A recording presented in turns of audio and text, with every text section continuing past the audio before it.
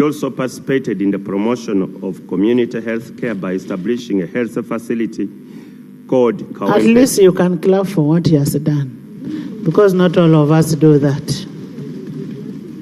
By establishing a health facility called Kawempe North Medical Center.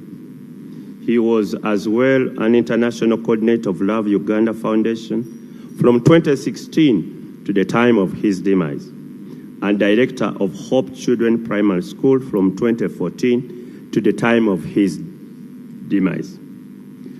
I would like to thank the Honorable Speaker for according this great statesman a befitting sitting in this House as the law provides, and also His Excellency the President for his support to Honorable Ssegiriinya through the Parliament of Uganda. The government of Uganda paid the medical bills of Honorable Ssegiriinya during the course of his treatment, particularly when he was hospitalized at Aga Khan Hospital. Maybe it is fair to mention the figure, which rose to the tune of 939,268,000. This excludes other medical costs paid by government to the US and Uganda. Government wishes to extend its profound sympathies to the family, the people of Kawempe North, and the people of Uganda. Given the nature that I was trying to fill the vacuum, I'll say something outside this official statement.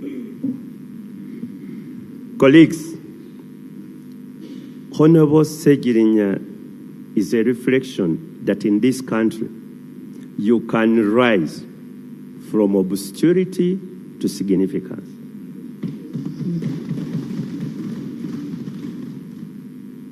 If you watched the media yesterday, 2 hours on television was dedicated to the Honorable Ssegiriinya.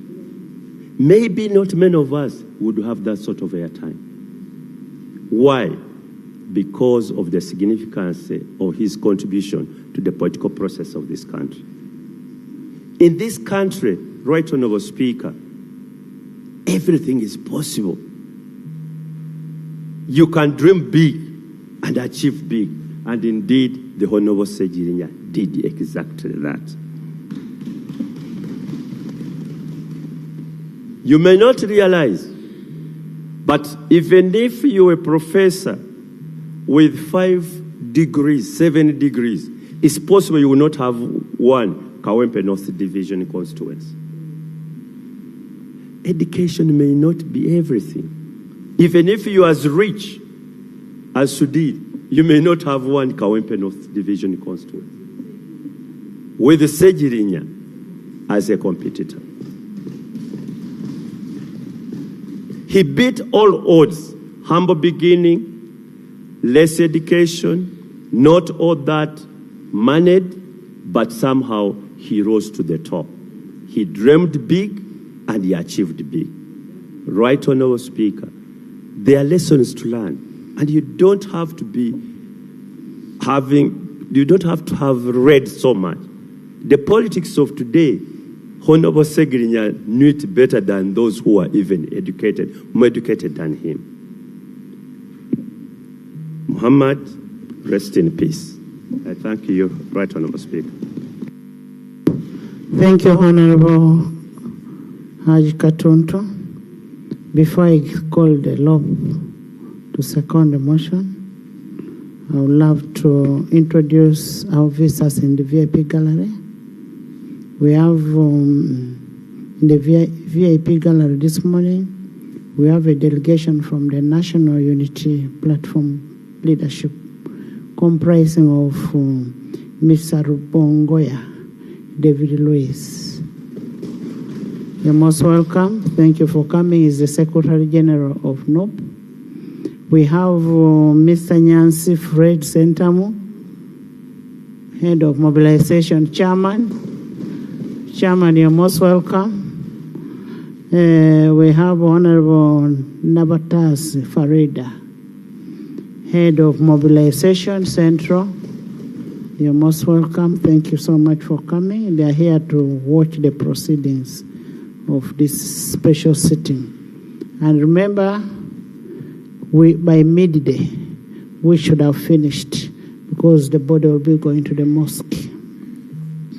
We also have, in the VIP gallery, we have members of the family. We have the mother, Madame Nakajumba Justine, Mama. That is the mother. Thank you so much for coming. Sorry for the loss. Tola. Then we have Mr. Bukenya Joseph, the brother. That is the uncle to late Ssegiriinya. We have Mr. Kasanga Bosco Mawada. That is the brother, cousin.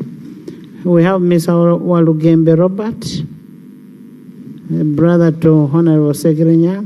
We have Nachuwewa Maria, is a sister, most welcome. We have Namaganda Viola, a sister. We have Nabayunga Oliver, sister. We have Ndiba Rita, sister. We have Naiga Ruth, sister. We have Shifra Nagrinya, a daughter. We have Bukenya Ivan, the son. We have Namaganda Sadia, daughter. We have Nabugala Aliyah, daughter. We have Nabu Shamim, daughter. We have Nagrinya Aliyah, daughter. We have Ssegiriinya Ibra, son. We will continue introducing them as I get updates. Honorable Lord.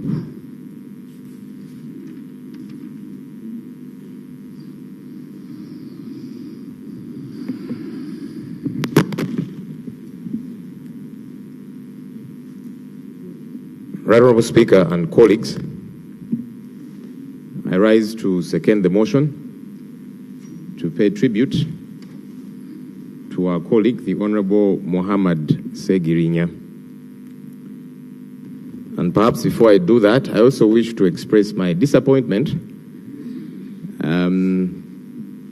The Deputy Prime Minister has just walked in.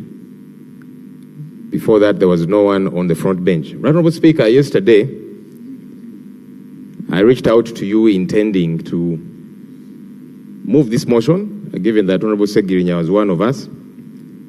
The guidance I got was practice normally is the Prime Minister moves the motion and the Lob seconds, something that I was very comfortable with. In fact, I was glad that the motion would be moved by somebody from the government side. It was bothersome that this morning there was no one from government to move the motion. That's very disappointing. I want to appreciate colleagues from the NRM who are here. Honourable Ssegiriinya was an opposition member, but you're here, as we normally do. We have lost several MPs in this 11th Parliament. May God help us, by the way. May God help us. But we are normally united in these times. Majority of those who have died belong to the opposition, I mean the NRM, but we are always here, even as the opposition, in solidarity of colleagues. We quarrel and argue about so many things because we don't agree politically and so on. But then we are colleagues. And in death, that's why we normally are united. So, Madam Deputy Prime Minister, please convey my utmost disappointment in the Prime Minister and your colleagues. Right Honourable Speaker, at least appreciate the Speaker was here early. The Speaker is neutral and doesn't debate. That's why I've not involved the Speaker in my disappointment. I wanted it to settle where it should. Honorable Prime Minister, that's a very serious message. And I really want you to relay that message. Because when we're in this house, we are one. Please. All right. Right, Honorable Speaker and colleagues. As I said, I am seconding the motion to pay tribute to our fallen comrade, the Honorable Muhammad Ssegiriinya, Member of Parliament for Kawempe North constituency, who passed on after a very long battle with illness. On behalf of the opposition in Parliament and on my own behalf, I wish to extend commiserations to the family of the Honorable Ssegiriinya, the people of Kawempe North constituency, the National Unity Platform, party he belonged to and loved, and indeed, the entire country on the demise of the Honorable Muhammad Ssegiriinya. Honorable Speaker, death is a painful aspect of life, regardless of the age at which one passes on. However, losing a youthful legislator at 37 years of age, who had huge dreams and aspirations, is so tragic. Honorable Muhammad Ssegiriinya grew up in a humble family, as we all know, as he had always talked about, and faced various challenges that shaped his life. Despite limited resources, he prioritized education and engaged in community activities. Honorable Ssegiriinya was still studying at the time of his death. Some of us think when we get to Parliament, we have arrived. But he said, I'll keep adding knowledge. That's how hungry he was for knowledge.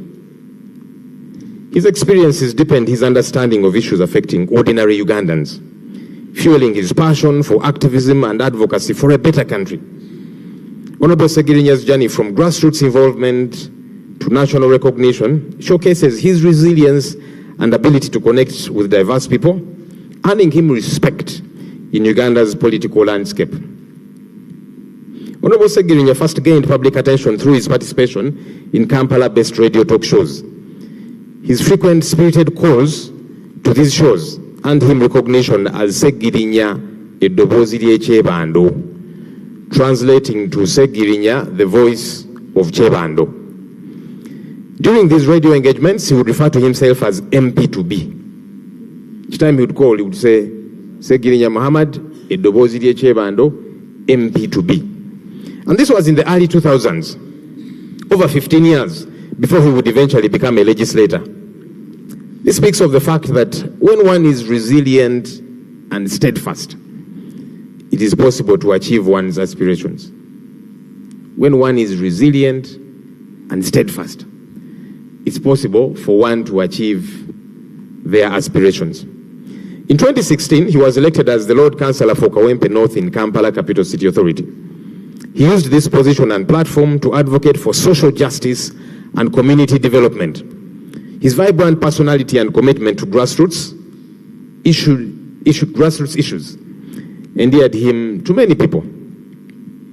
During the 2021 elections, Honorable Ssegiriinya contested for the parliamentary seat of Kawempe North under the National Unity Platform and won overwhelmingly. He set out to serve his people in various ways, especially healthcare, filling the gaps that were created by government. Things that we do as members of parliament, which should be done by government, buying ambulances, building healthcare centers, fundraisings. Colleagues normally call us for fundraisings, both opposition and the government side, fundraising for a government health center, fundraising for this and that, things that should be taken care of government. But here we are. And Honorable Ssegiriinya was filling those gaps as a member of parliament. Unfortunately, not long after he had joined this august house, he was arrested and jailed for a long period of time over the Vijambia Panga attacks on the population of Masaka region, which saw the killing of many Ugandans. And to date, Right Honorable Speaker, justice eludes the bereaved families because the question of who killed their loved ones has never been answered to date. While in prison, Honorable Ssegiriinya got severely sick, and his condition kept deteriorating by the day. He was constantly denied bail, as we all saw, even though his condition was worrisome. even when government doctors recommended specialized treatment for him that warranted him to be granted bail, the judge still sent him back to prison, where he continued to worsen each passing day. His lawyers made a plea and produced before court medical records signed by government doctors saying this man should be released on bail to go and get specialized treatment. The judge said, no, go back to jail. After a while, Honorable Ssegiriinya was granted bail only for him to be abducted outside Kigo prison by gun-wielding men in plain clothes, in total violation of our country's laws. This disregard for the rule of law continues unabated in our country, and as we have witnessed, it affects all of us, including colleagues on the government side, as you have seen very recently. We must jointly castigate this and call for its end. Many Ugandans have been abducted in similar manner, and to date, they are still missing. All this is in a country which prides itself in following constitutionalism. We should be ashamed of these acts. Right Honorable Speaker and colleagues, the denial of bail to Honorable Muhammad Ssegiriinya feeds into the recent narrative by General Yoweri Museveni lately. He has called for denial of bail and even police bond, something which is not in tandem with our constitutional order. While bail and police bond may not be mandatory, directing judicial officers and police officers not to give them to those before them is unbecoming and should be condemned by us all, because we are all potential victims. Colleagues, we are all potential victims. As we send off Honorable Ssegiriinya, may we commit to respect the rule of law, because he suffered due to the disregard for the rule of law. Of late, we have seen threats by our country's Chief of Defense Forces, General Muhoozi Kainerugaba, threatening our neighboring countries, including Kenya, South Sudan, DRC, and the threats have extended to his colleagues in the military and even leaders in this country. He, for example, threatened to behead and even eliminate the Honorable Robert Kyagulanyi Ssentamu, a former member of this House and the leader of the National Unity Platform. This is abhorring and unacceptable. I hope that we can all condemn this and demand for action, because this is not acceptable. While the state continues to disregard these issues and trivialize them, the country suffers disregard for the rule of law.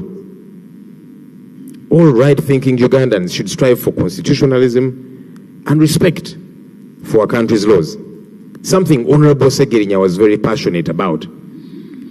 Let's fight for our laws. Let's fight for the Constitution before the Constitution is too weak to defend us, because that time of reckoning will come, regardless who you are, when you need it to fight for you. If you don't fight for it now, it will not be present to fight for you, regardless who you are, by the way. Rest in peace, Honorable Muhammad Ssegiriinya, Mr. Update. Thank you. Thank you. Thank you so much, Honorable Lob. Can I have, I still have a second. I still have a second. I have the independent seconding first.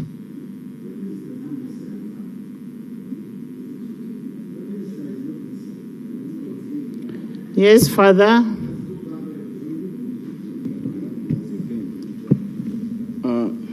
Thank you, Right Honorable Speaker and colleagues. It is my distinct honor and pleasure to join you and your colleagues in paying tribute to our friend. Death is an inescapable reality that no one can delegate a person to go and die on his or her behalf. We cannot postpone our own death. Death is as old as humanity, and humanity has never gotten used to death. No one can mock the demise of another person. In African society, solidarity was highly upheld.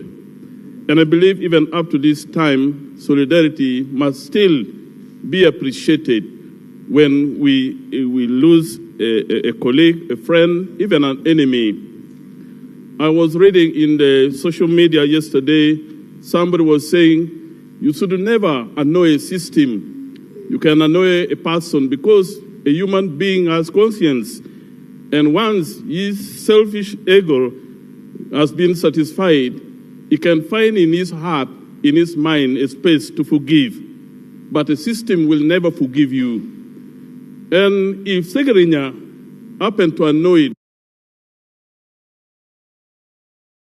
the system, I still beg that the system should find a space to forgive this man. He has already gone. The one who moved the motion, which I'm here to second, concluded by saying, may your soul rest in peace. The leader of opposition also spoke the same word, may his soul rest in peace. What is this word, rest in peace? Rest in peace, it is a Latin word. It is derived from the Latin word, which means resicate in parse. It means an idiom meaning the person has fought the good war, has won the race, and is to go and rest in peace. A lot has been spoken of our friend, about our friend, the good things he did in the mighty constituency of Kawempe. And I believe no another leader after him may actually do exactly, or those who will come after him may do what he has actually done to the people of Kawempe. Right Honorable Speaker, some 2-3 years ago, I met at the entrance of our parliament a lady being supported to walk up into parliament. And later somebody pointed to me that that was the mother. This is the mother of the Honorable Ssegiriinya.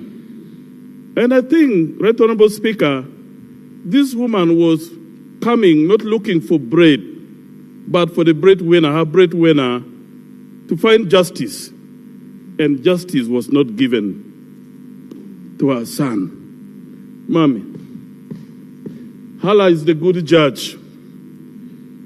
In the Holy Bible and also in Quran, especially in the book of Prophet Isaiah 57 verse 2, he has found the place of his rest. And I believe the Honorable Ssegiriinya has found a place of his rest. All the achievements he has done, the eulogies being given by his colleagues, with the exception of his enemies, I believe it is a credit on his side. And truly, he will find rest, he will find peace. Uganda is bleeding. Right Honorable Speaker, we need to accept this. Uganda is bleeding, the country is bleeding. And I don't know when will this country find the right bandage to bandage the wounds of this country, of Ugandans. We are living in wounds. Everyone finds joy in hurting another person. Much as they say politics is a dirty game, we should be the sanitizers of politics. We should find the right detergent to sanitize politics. Otherwise, I want to pray for the soul, for the peaceful repose of my brother, the Honorable Ssegiriinya, to rest in peace. Thank you. Thank you. Thank you so much, Father Nen. Hajat, we are opening the debate. I'll give you. Let Hajat finish. I thank you, Right Honorable Speaker. Right Honorable Speaker, you will excuse me, I'm sick. But I want to bring apologies on the behalf of government. I was called this morning at around 8, and I was told that we are supposed to move the motion at 10. So because I was sick, I decided to start preparing myself. When it was approaching 9, somebody called me from your office and told me it is 9. So that was miscommunication on time. So I'll apologize on behalf of government that it was not intentional, and it was... I don't want to believe. I don't want to believe on miscommunication because I would take the responsibility. The order paper is very clear, and when I adjourned the House yesterday, I said we are adjourning to 9. Yes. Right, Honorable Speaker. Let us take the blame.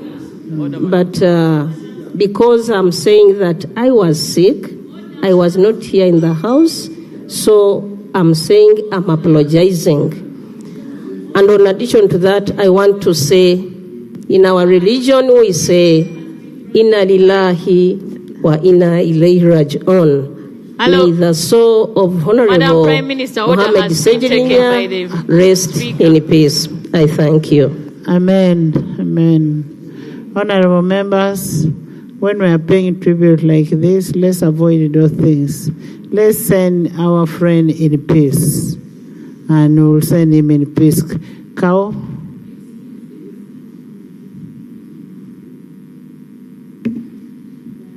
Madam Speaker, I would like to join colleagues in supporting the motion to pay glowing tribute to the fallen colleague, the Member of Parliament of Kawempe North, the Honorable Ssegiriinya Muhammad. Madam Speaker, some genius coined an adage, and I want to say it verbatim, that the greatest loss in life is not death, but that dies inside us while we are still living this curse. Speaker,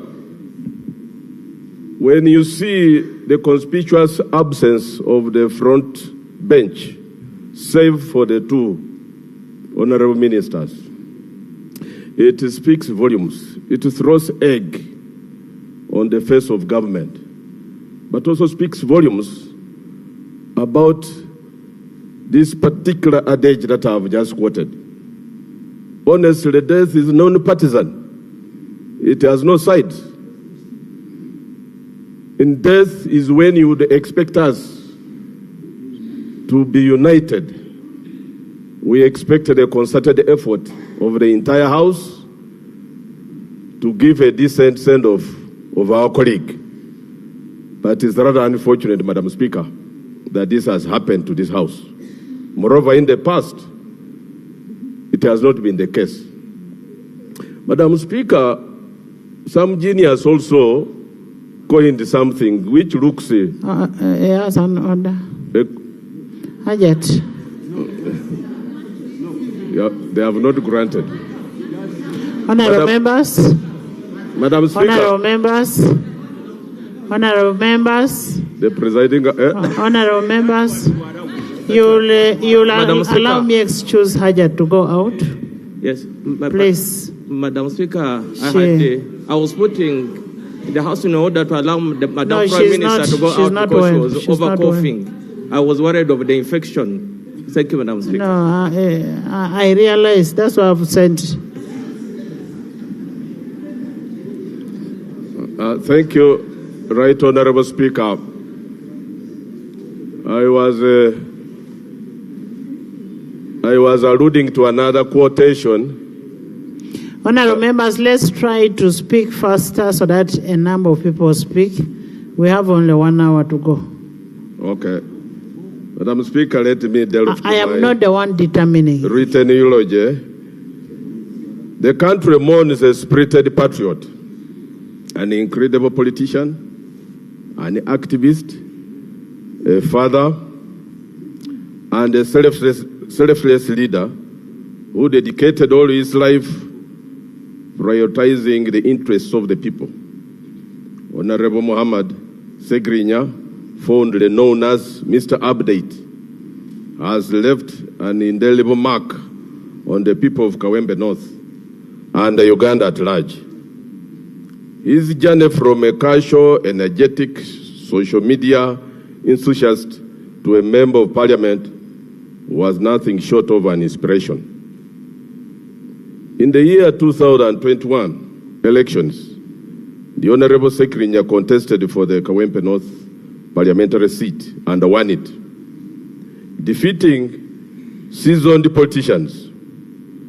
During the first 3 months of his tenure, he has taunted many by achieving remarkable milestones, including the construction of a hospital for the underprivileged in his constituency.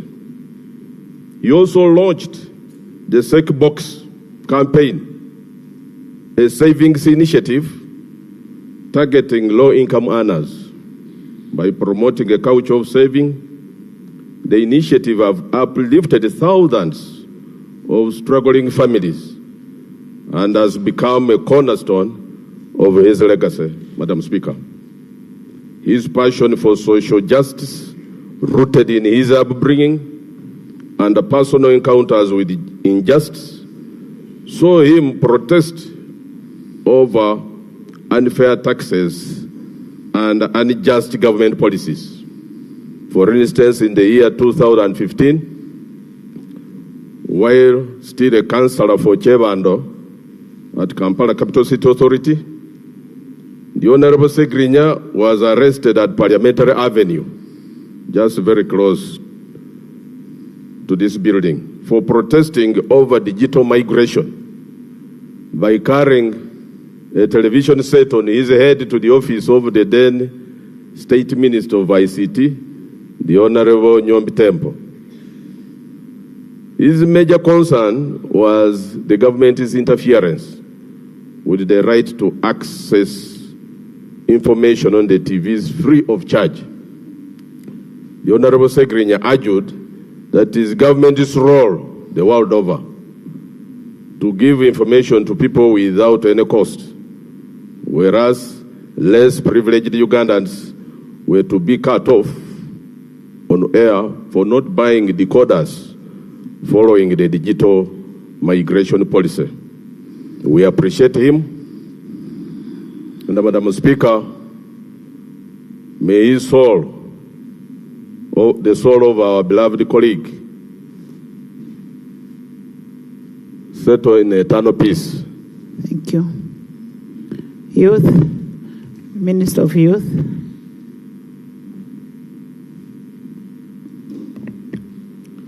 Thank you very much, Right Honourable Speaker. It is sad we lost a friend. Honourable Ssegiriinya was my friend, and I will remember him for his tireless advocacy for the right of the marginalized community, especially his people in Chebando. His fearless and outspoken criticism of social injustice and human rights abuses. I will also remember him for his passionate representation of the people of Chebando and Kawempe in Parliament, his commitment to fighting for the welfare and well-being of his constituents, his unwavering dedication to principles of justice, equality, and freedom, his role as a vocal and influential leader in the National Unity Platform, NUP Party, his ability to inspire and mobilize young people from Chebando to take action and also demand for change, which he never achieved, his courage in face of refusal to be silenced or intimidated, as government and on behalf of government, and as someone who believes and supports everyone's equality. I apologize for all the mismanagement that could have happened during his life when he was on earth, and I believe we should do better. We should do better going forward. We should allow criticism where need be, and I pray his soul rest in peace. Thank you very much, Honourable Speaker. Thank you, Mehdi.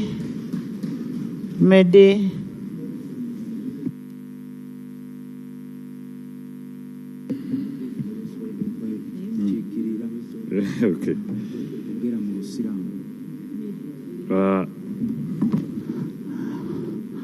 Honourable Mehdi. A'udhu billahi minash shaitanir rajim. Bismillahir rahmanir rahim. In the name of Allah, most gracious, most merciful. Praise be to Allah, the Lord of the world, most gracious, most merciful. It is He, the Almighty Allah, who has been explicit in Surah Al-Mulk, the surah that glorifies His might. And it says, and I'll translate, تبارك الذي بيده الملك وهو على كل شيء قدير الذي هلك الموت والحياة ليبلوكم أيكم أحسن عملا وهو العزيز الغفور. That blessed be to the one Almighty Allah, in whose hands rests all the authority, and He who is most capable. And that it's He, Allah, who has created life and death, that all humanity shall endure, and He says shall endure, in order to serve as a test to all of us. In many different surahs or chapters of the Quran, Allah has been explicit as He spoke about the journey that we are all going to take. And He says clearly, death is inevitable to all that are there. It's not a law, because laws we can sit here and amend anytime. But death is a must that no human being shall evade. And Allah says that we shall test you with fear, hunger, loss of wealth, and loss of life. Therefore, death is a test, for which test shall only be passed by those who leave behind in perseverance and those that retain patience and do good things. Every passing on of a comrade or of an individual is a testimony to those that stay behind, that what shall be spoken about you. Honorable Ssegiriinya, today on the topic, Ya Muhammad Rabban.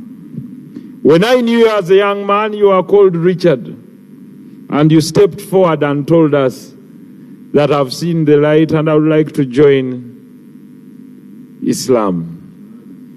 And he gave the Shahada, and he said, indeed, I believe there is one God, that is Allah, and I bear witness that Prophet Muhammad is His messenger.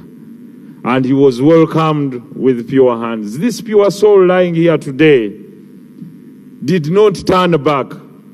But he did one noble thing. He did not break his umbilical cord from his relatives. Because keeping blood relations, even when you change religion, is a sign of worship in Islam.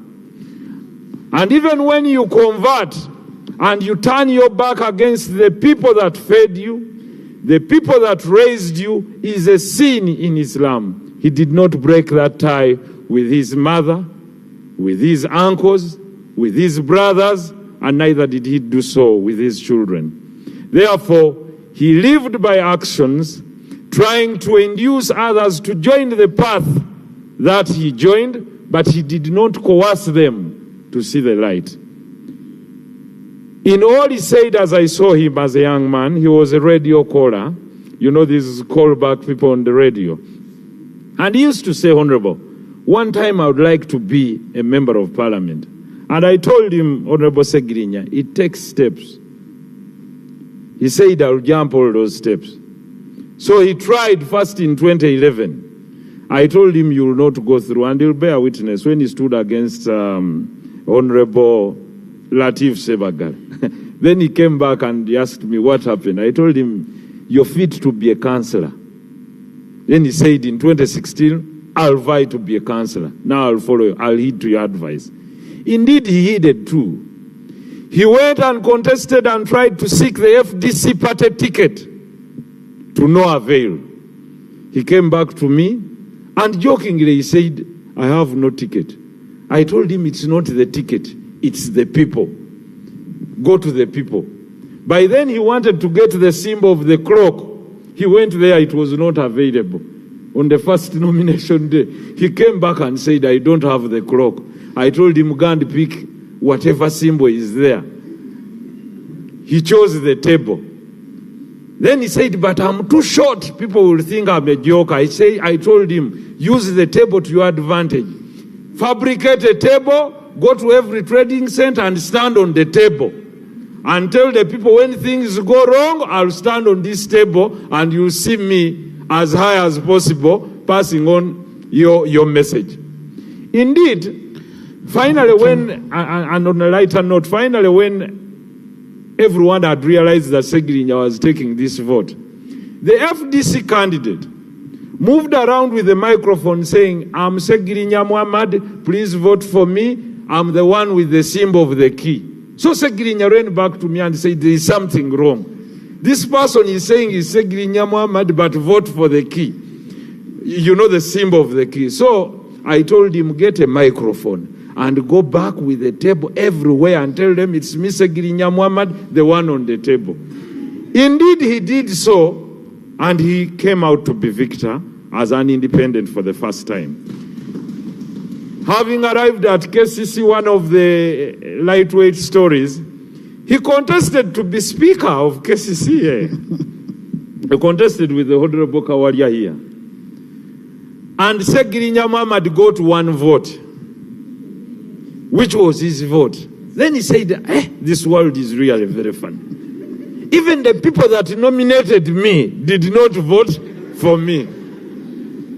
But he said, it doesn't matter. History will record that a courageous gentleman called Ssegiriinya once stood to be speaker of KCCA and had 2 nominees, but only got 1 vote, which was, he was sure was his own vote. So history must register now that there was a courageous man who took a step and never thought failure was the end of life. Failing at times is one style of training us to be better. Finally, I would like to thank his party for having come out boldly to grant him the ticket to run as MP Kawempe North. He fairly deserved it. He went through a lot that we all knew, but let me talk about this, Right Honorable Speaker. The discretion of court in granting bail. I pray, and I would like to address this to all politicians. Please, let us not try to interfere with the works of courts of laws in using their discretionary principles in adjudication of court matters as regards matters of bail. Because bail is one of the rights, is one of the processes where people acquire a free and fair trial. And having this temporary freedom probably would have helped this gentleman go and try to seek medical attention. He would not have gotten lost. But finally, we have him here.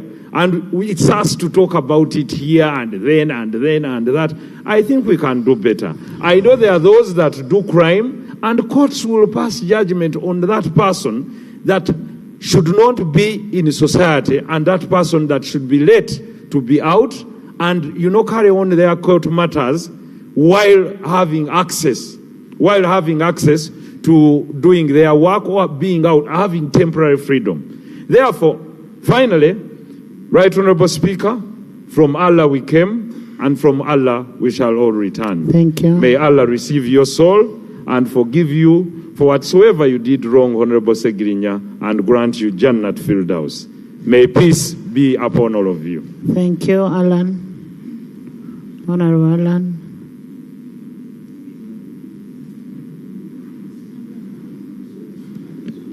Thank you, Madam Speaker.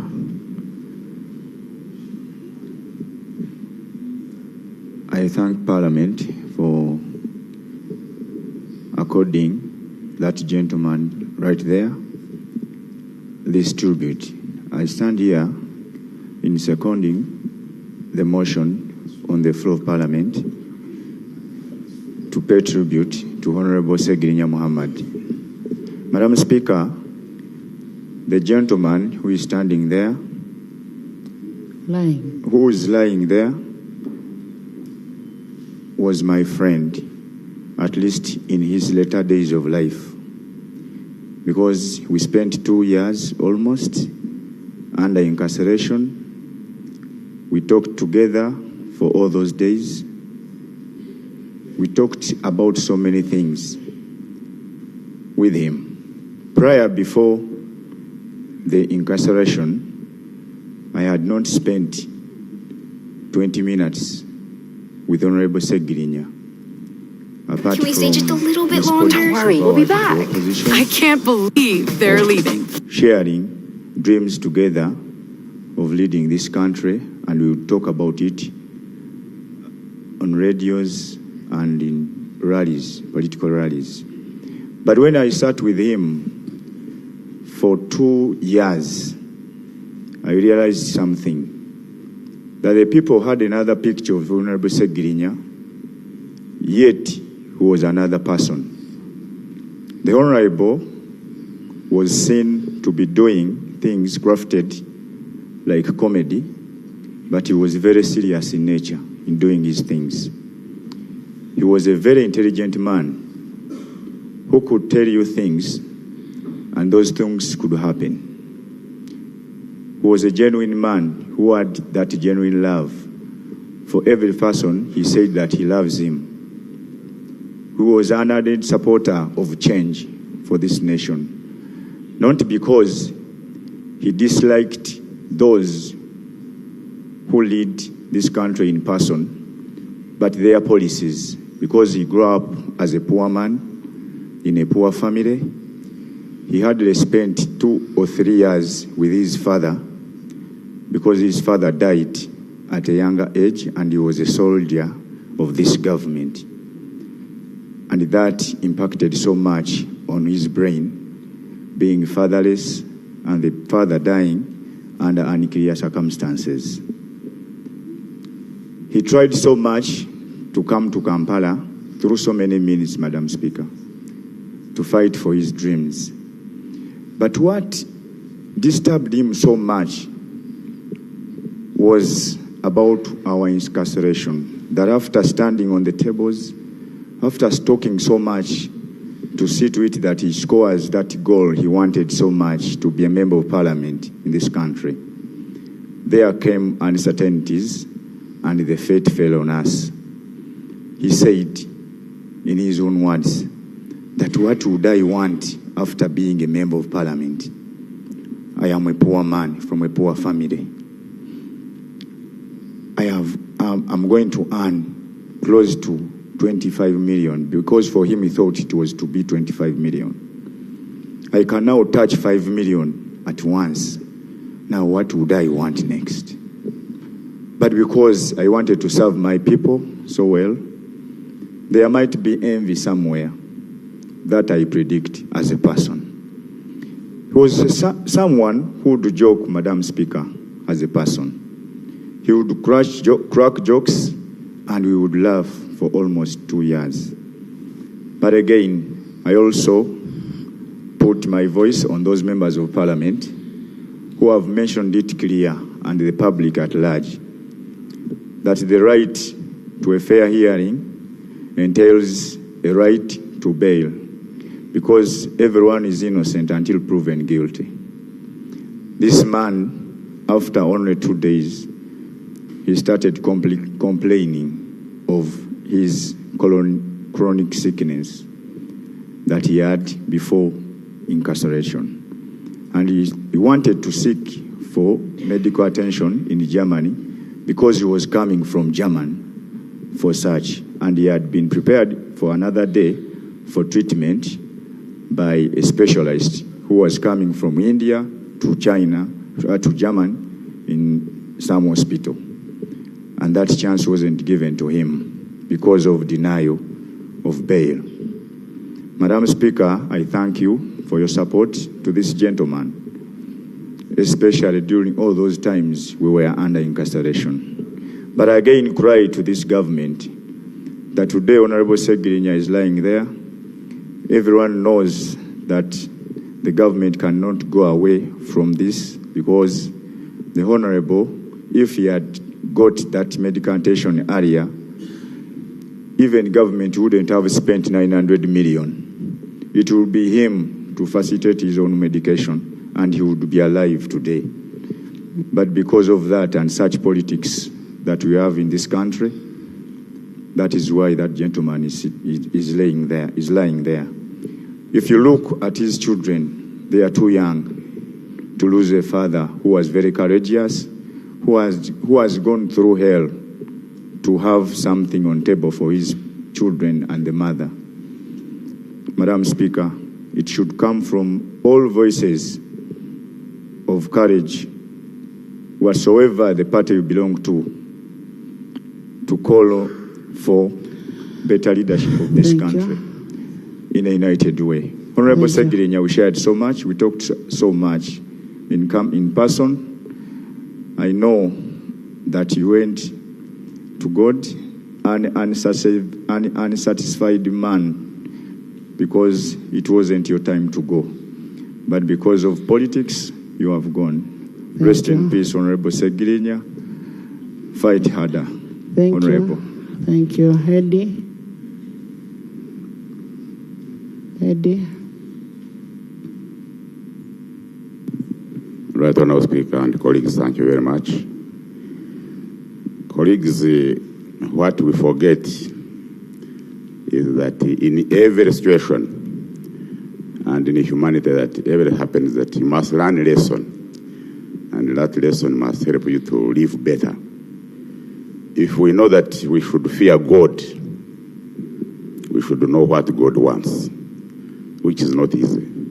That's why we should always respect one another. Secondly, the second thing is that life.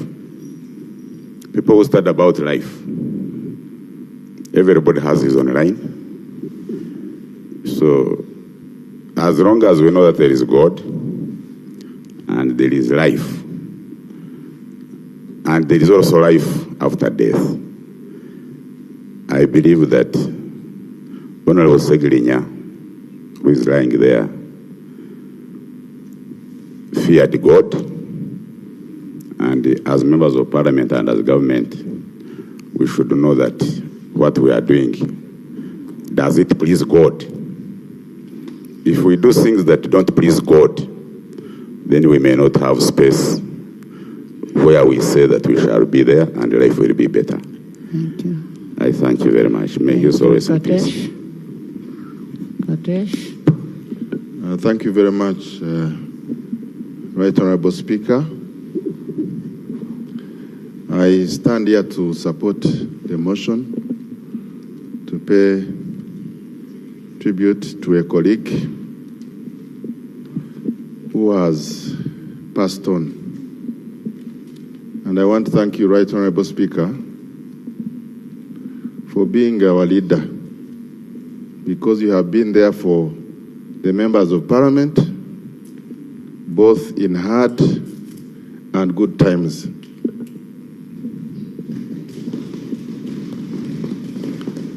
You have not abandoned your members. I want to extend my condolences to the people of Kawempe, whom he has been leading, and to the parents and relatives. Death is non-partisan. We have lost a colleague, and I really thank members who have come to pay tribute, because it's all our journey, regardless of our disagreements on this earth. I did not know Honorable Ssegiriinya so much. We just met in Parliament here. But the impact he made on the people of Kawempe, and all of us who followed the news yesterday, I think very few of us can summon the kind of attention that he received. In one way, I want to thank my friend, the Honorable Minister, Honorable Baram, for the statement you have made, because I think you acknowledge that there could have been some learning points for us that we should pick as the people of Uganda, so that we can live in harmony amidst our disagreements and be respectful to one another. I thank him for the work he did, and to the people of Kawempe, I think you will remember him for the good things he has done, and let us continue to be there for each other as members of parliament, because we represent the people of Uganda. May his soul rest in peace. Thank you, Haji Idi. Haji Idi Baka. Then we have Honorable Mpoga Hassan. The chairman, you'll speak later. Thank you, Right Honorable Speaker. And honorable colleagues, I join the rest in supporting the motion that pays tribute 2 minutes. to our colleague, Honorable Ssegiriinya.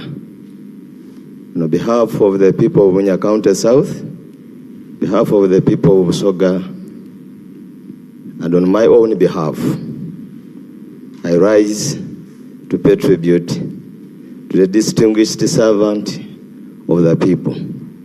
But Honorable Speaker, personally, I did not spend a lot of time here with Honorable Ssegiriinya. I surely don't have a lot of history and story to tell about Honorable Ssegiriinya, but I have, just like any other Ugandan, been following Honorable Ssegiriinya as a common man of the people, as a servant of the people, and as a councillor, just like the motion has stated, his service to his people. Right Honorable Speaker, being born is an opportunity, but death is a must. And every one of us here has to travel this journey, because death is a journey that has to be traveled by everyone. Now that Honorable Ssegiriinya has traveled his journey, and today we are here paying tribute to what he did for his country. I want to say this on behalf of my people and to say, may his soul rest in eternal peace. Thank you. Inna lillahi wa inna ilaihi raji'un. Thank you.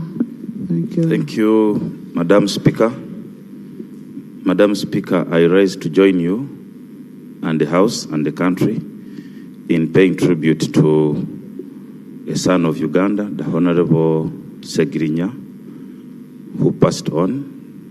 Madam Speaker, I never got an opportunity to interact with the Honorable Ssegiriinya, but I was a keen follower of all his works from around 2016, after he had become a councillor. I particularly remember all the instances whenever the Dr. Kizza Besigye would appear anywhere in the country, Honorable Ssegiriinya would be right behind on any function, and that captured my attention, not because I'm a supporter of Besigye, but I wondered, a young man who was passionate about supporting his party, to the extent that whether the function was in Uganda or outside Uganda, Ssegiriinya would be there. We miss a young man who was very vibrant, full of dreams. He had a passion for his people, a love for his people that is unmatched. And the people of Kawempe have lost an icon. It is so sad that he has passed on very young. He had big dreams. But I want to thank the Honorable Katonto for putting it very correctly and rightly, that in this country, if you dream, you can reach your dream. And that was the Honorable Ssegiriinya, who dreamt big, and he reached Parliament as he dreamed. It is so sad that we have lost him. Finally, Madam Speaker, I want to thank you for your dedication to this House and to your members. We are so grateful that we have you, and we thank you for affording an opportunity. Switch on. I want to thank you finally for granting an opportunity and for convincing the family, because the Islams normally don't allow this. But you convinced, I think, the family to allow that the country pays this tribute to the Honorable Ssegiriinya. We are so grateful that he has been brought here and he has been granted a tribute that he deserves. Thank you so much. May his soul rest in peace. One thing is, Honorable Ssegiriinya was a very, very good fan of women. So can I first hear from Whopper, then I come over. Whopper. Thank you very much, Right Honorable Speaker. My condolences to the family, the people of Kawempe, this parliament, the people of Masaka, and Uganda as a whole. Right Honorable Speaker, Honorable Ssegiriinya spent a very short time in this house. And yesterday, when I was watching NTV, it was more of a documentary, watching his works and the short time that he was actually in this house. I kept wondering, supposing Ssegiriinya had not been in prison, what kind of person would he have been? What more would we have seen?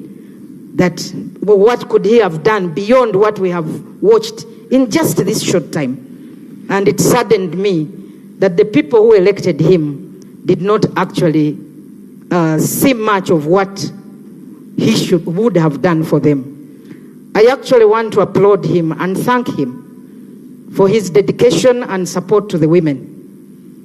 In putting up that health facility at Kawempe, he actually also ensured that every mother that gave birth at this facility went home with a box, a SEGI box, a savings box with, I believe, some startup capital. That was support to a woman. I also want to thank him. Honorable members, clap for SEGI on that.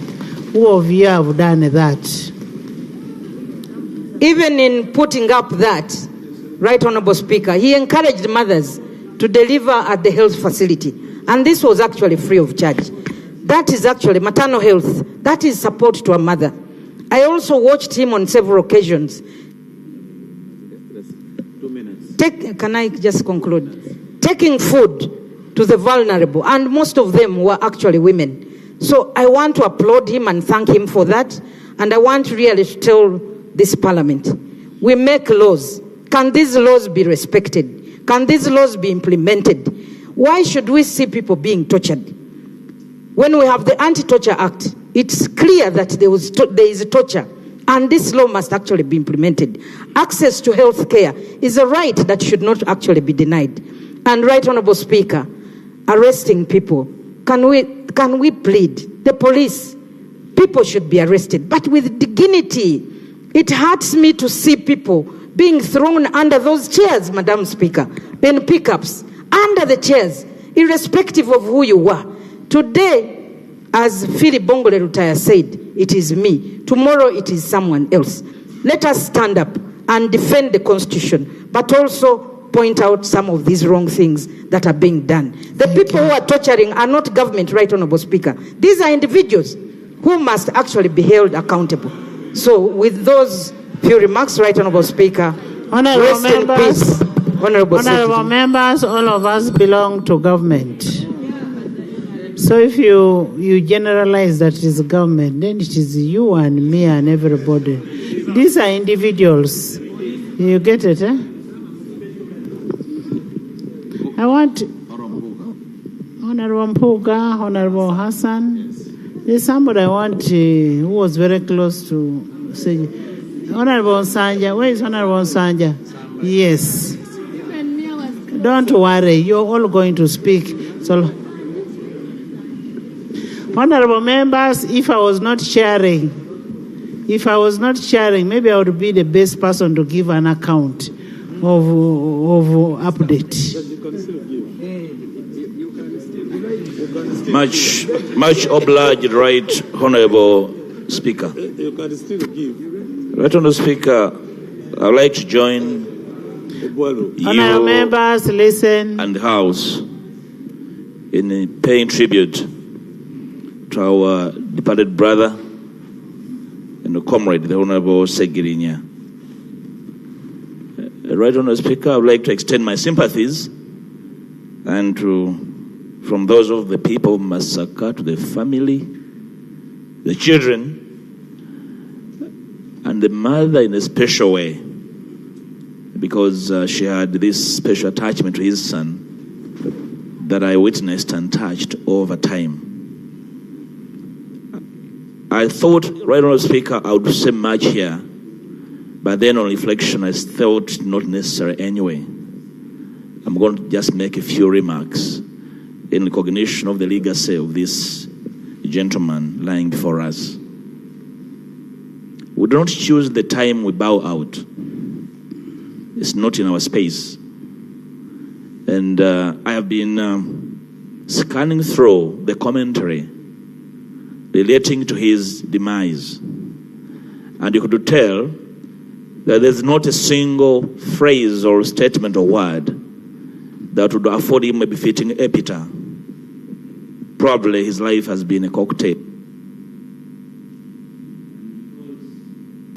It was a short life. We could not master exactly where his journey would end. But like I said, we don't choose when we bow out. He never chose this. I followed closely on behalf of Parliament, then as leader of the opposition when he was arrested. I followed him and his brother, the Honourable Ssegiriinya, through the challenges in prison, falling sick. Sewanyana, I beg your pardon, right, Honourable Speaker. And the troubles went through to secure clearance of the medical board for his treatment, away from treatment in prison and from within the country. I want to thank you, Right Honourable Speaker, for the effort. At one stage, the Right Honourable Speaker had to do a money hand for members of the medical board to convene and clear the treatment of Honourable Ssegiriinya. It was tough. It was tough, and we were losing time. We were losing time, and he had to be driven to the tarmac for emergency treatment. Suddenly, his illness and eventual demise exposed our systems. The state system as being weak and porous, incapable of a coherent investigation to give a decent man justice, incapable of a decent prosecution.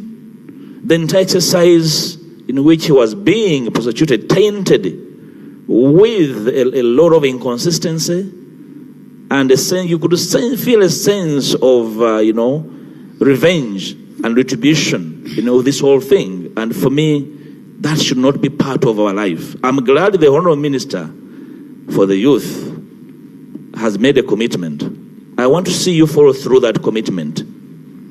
That,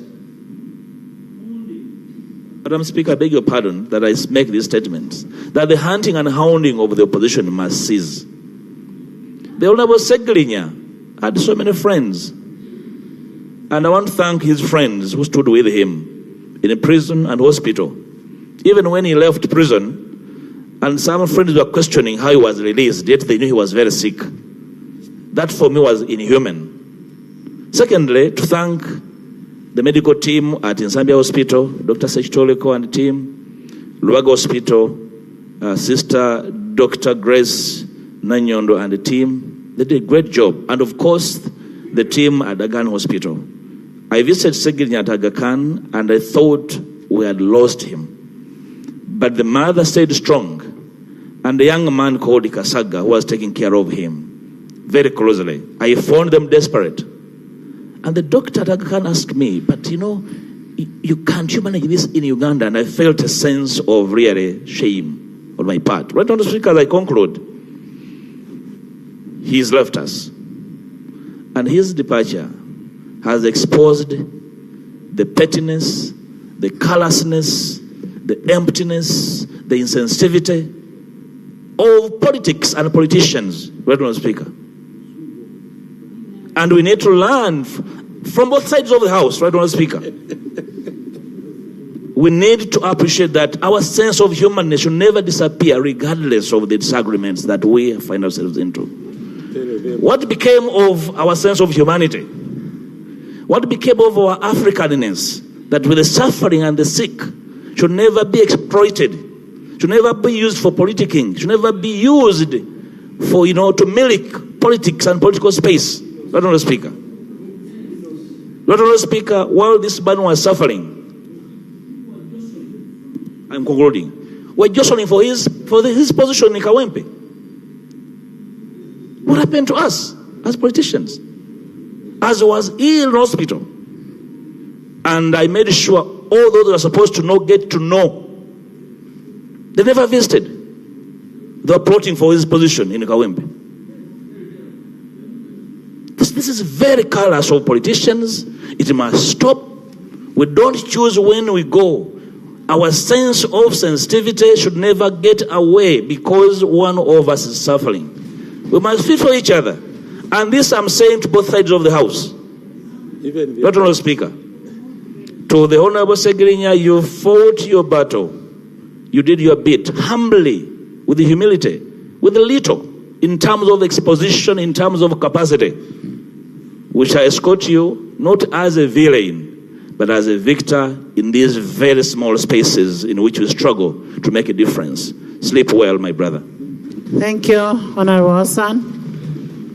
Thank you. Thank you, Right Honorable Speaker. You'll all speak so long as you keep time. For this chance to eulogize 2 minutes. For the loss of our gallant fighter, the Honorable Ssegiriinya Muhammad.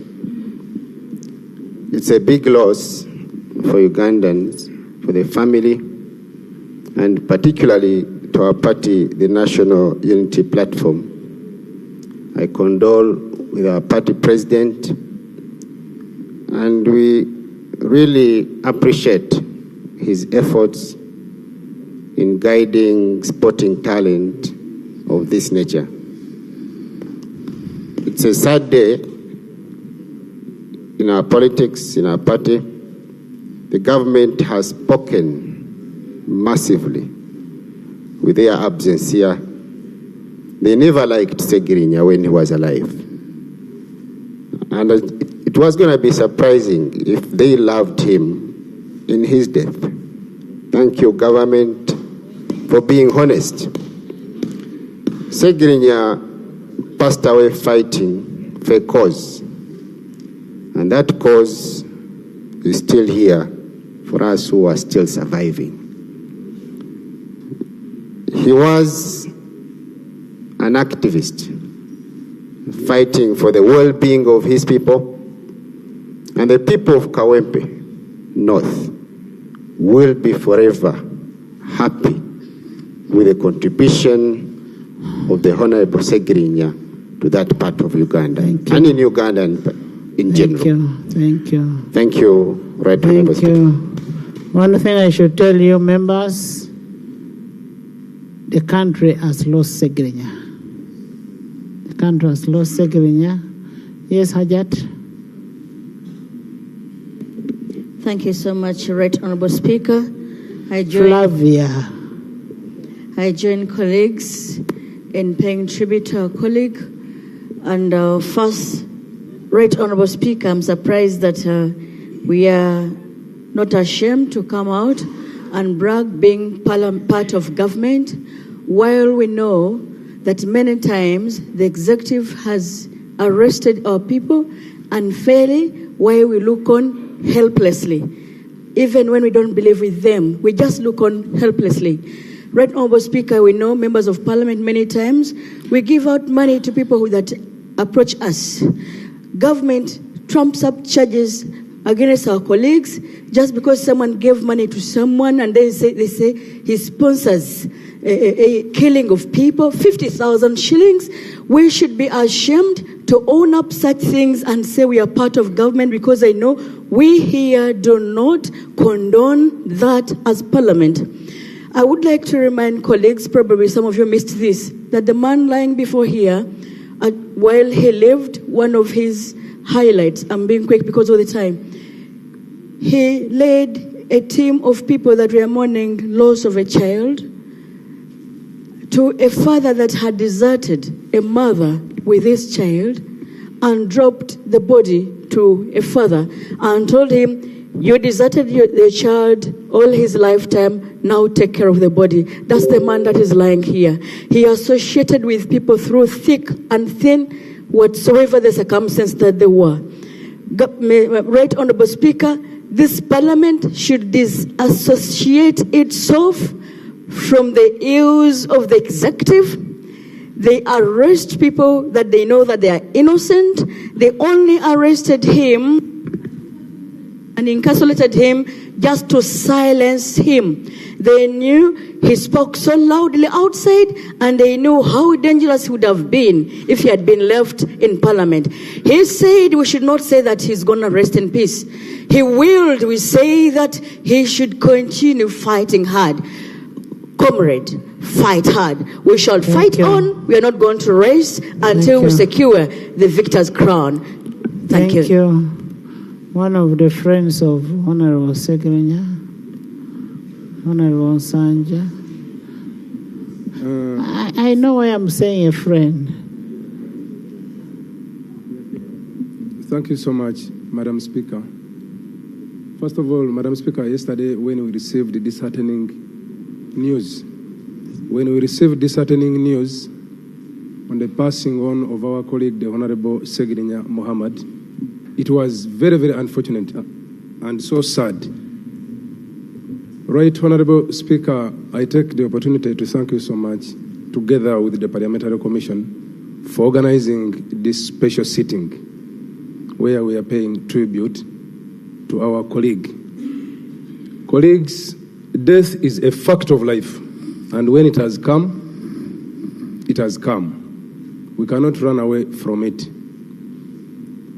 But I would want to take this opportunity, maybe because of time, first of all, to extend our heartfelt condolences and sympathies to the bereaved family, to the National Unity Platform, Kawempe North constituency, and also Parliament of Uganda upon the loss of our brother. Madam Speaker, allow me share with you two experiences in Honorable Ssegiriinya's life. The Honorable, right here, when he came to Parliament, he was surrounded by several petitions in regard to his academic qualifications. And I closely monitored the matter because I was a friend. I want to go on record thanking the office of the LOP, which was occupied. Switch on. I want to go on record thanking the office of the Leader of Opposition, occupied by the immediate former Leader of Opposition, the Right Honorable Matthias Mpuga, the office of the Speaker, and the Uganda Caucus, where I am the General Secretary, because indeed we did a lot in regard to keeping Ssegiriinya as a member of Parliament here, because then he was surrounded by so many petitions, as I said, in regard to his academic qualifications. But the experience I want to share with you people here is that Ssegiriinya, and I want to allude to that fact, he was a bold and courageous person. When he was taken to court in regard to academic qualifications, I, for one, even when the matter related to academic qualification, I did not touch his academic documents. He kept giving excuses until a technicality came up. You remember he was served in Kitaria prisons. And the issue was whether or not service can be done through a prisons officer and not to the person themselves. So together with the lawyers, we confirmed and experienced a fact that is unbelievable, because the issue was on academic ground, but we were moved from that ground to a technicality. That was his boldness. Because the ground was he lacked papers in regard to the requirement for his nomination. But I can tell you, honorable members, the Honorable Ssegiriinya here you see was a bold man. I remember thinking he was a comedian until the Secretary General, Councillor Louis Rubongoya, confirmed to me that he was just a brilliant man because he himself also was following up the matter. Madam Speaker and honorable members, we lose a person who is very courageous to that extent. He has kept in Parliament here the substantive matter of the petition was not handled, and the matter was decided on a technicality.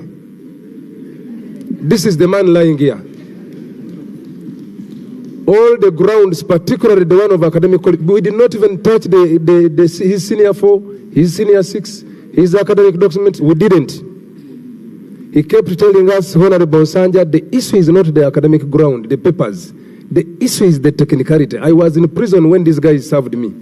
They served the prison's officer and not Ssegiriinya. You argue out that, not papers, not qualifications. Be serious. The other area of experience, Madam Speaker, I would want to share with you, if time allows. When Honorable Ssegiriinya got some relief, heresy relief from the hospital and was discharged, when he came out, he insisted and he kept telling us that he would stand in 2026. Some of us were worried and probably praying for him to finish the term because the health challenges were really very big. But he kept insisting that he would stand and win.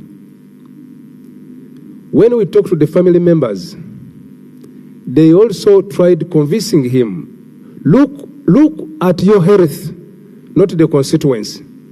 But Ssegiriinya was very bold and very courageous to the extent that he was even thinking about the 2026 election. This is the man. But the last appeal I want to make to the family members here, because usually, and I'm always sincere with myself when I decide to, the people of Kawempe North have been very patient with Honorable Ssegiriinya, and indeed he was very appreciative. They never demanded for his representation here, because almost all the time he was in hospital. They never petitioned for whatever reason. Usually in such circumstances, you would find the family sitting where there is a by-election. A family sitting to try and forge a way such that they get a member probably to take on the term and finish this term. For example, I would appeal to the family. I humbly appeal, just in case such a thing comes up, let's be holy and give the people of Kawempe North, as well as Ugandans, to decide their fate on the representation. I thank you so much, Madam Speaker. Thank you. God bless you. Honourable Member, thank you. We have a condolence message from the Parliamentary Circle. Enclosed is 1 million shillings from the Parliamentary Circle. I also have a condolence message from the Deputy Speaker of Parliament. Thank you. And then in the VIP gallery, we have the former Member of Parliament of Kawempe, Haj Sebagala Latif, who was here with us in the 10th Parliament. Honorable Asumani, Seungu Asuman, Chairman Buganda Caucus.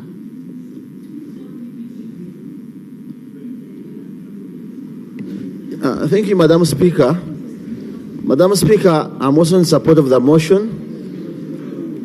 And the time I've been here, at one time, Madam Speaker, a former Attorney General was brought to Parliament. Honourable members, listen to Honourable Seungu. Was brought to Parliament to pay tribute, but his body could not access the chambers. I want to thank you very much for that courage you've put in to have Ssegiriinya brought here. Motions of this nature, Madam Speaker, always when the leader of government business is moving a motion, normally he gives the cause of death. He will give you the medical history. For example, when you talk about Ssegiriinya, what happened when he went to prison at the time he was bailed out. And it's not a surprise. That's why I'm thanking you. Of course, what could the Prime Minister give us here as head of government business? So her absence here is not a challenge on us. Because members of Parliament have been with since we began the 11th Parliament. Ever since these two members were arrested, we have always been together. And honourable members, I want to thank you for that spirit across board. Madam Speaker, I don't know how it happened. My former boss, the leader of opposition, Matthias Mpuga, my boss now, and the chief whip assigned me duties to see how Ssegiriinya's papers would be processed. And I did that work very diligently under your guidance. I cannot forget thanking someone, a gentleman called Mr. Arthur Mugabe. Mr. Arthur Mugabe has always been in the opposition. He's among those people who was helping us to move all documents around. The clerk of parliament. The clerk of parliament. I used to call him several times about the challenges and the documents for when I was Ssegiriinya. The mother of Ssegiriinya, the family, the legal team. When I was Shami Marende, Madam Speaker, is not around. They did a commendable job. Madam Speaker, I remember when I came to your office at the time of the arrest, I cannot...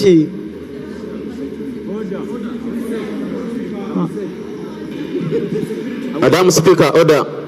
We are not comfortable. You don't switch on the microphone and start talking. I cannot emphatically say what exactly happened when I came to you, but at least we did good work. I spent all the time, at least every week, I used to visit these people in prison. It was very painful. Ssegiriinya was a friend. And the Honorable Serko Muhammad, I don't know where he is the one who made us learn Ssegiriinya in the 9th Parliament. Whenever we were traveling out for sports, East African Games, Ssegiriinya was moving with the Honorable Serko. That's how I think he got interested in joining politics and others. Clerk, whoever is drilling anything must stop. The House is sitting. Lastly, Madam Speaker, honorable members,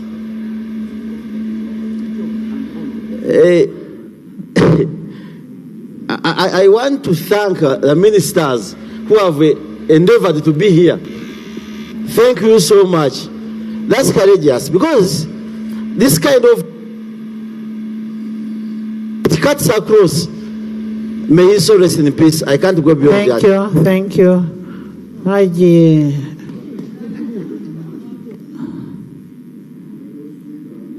I want to thank you, and on behalf of the Muslim Parliamentary Caucus that I chair, I want to extend our deepest condolences to the family, and also to stand in support of the motion. Right Honourable Speaker, I will not claim to know Honourable Ssegiriinya so much, but what I can confirm is that we've been together for the last 12 years. When the Honourable Ssegiriinya reverted to Islam, he came to my law firm. I am the one who made the deed poll that made sure he comes from Richard to Muhammad. When he undertook to join political activism, he knew he needed legal rescue. And for all the time, he said he has had troubles with the police and the courts.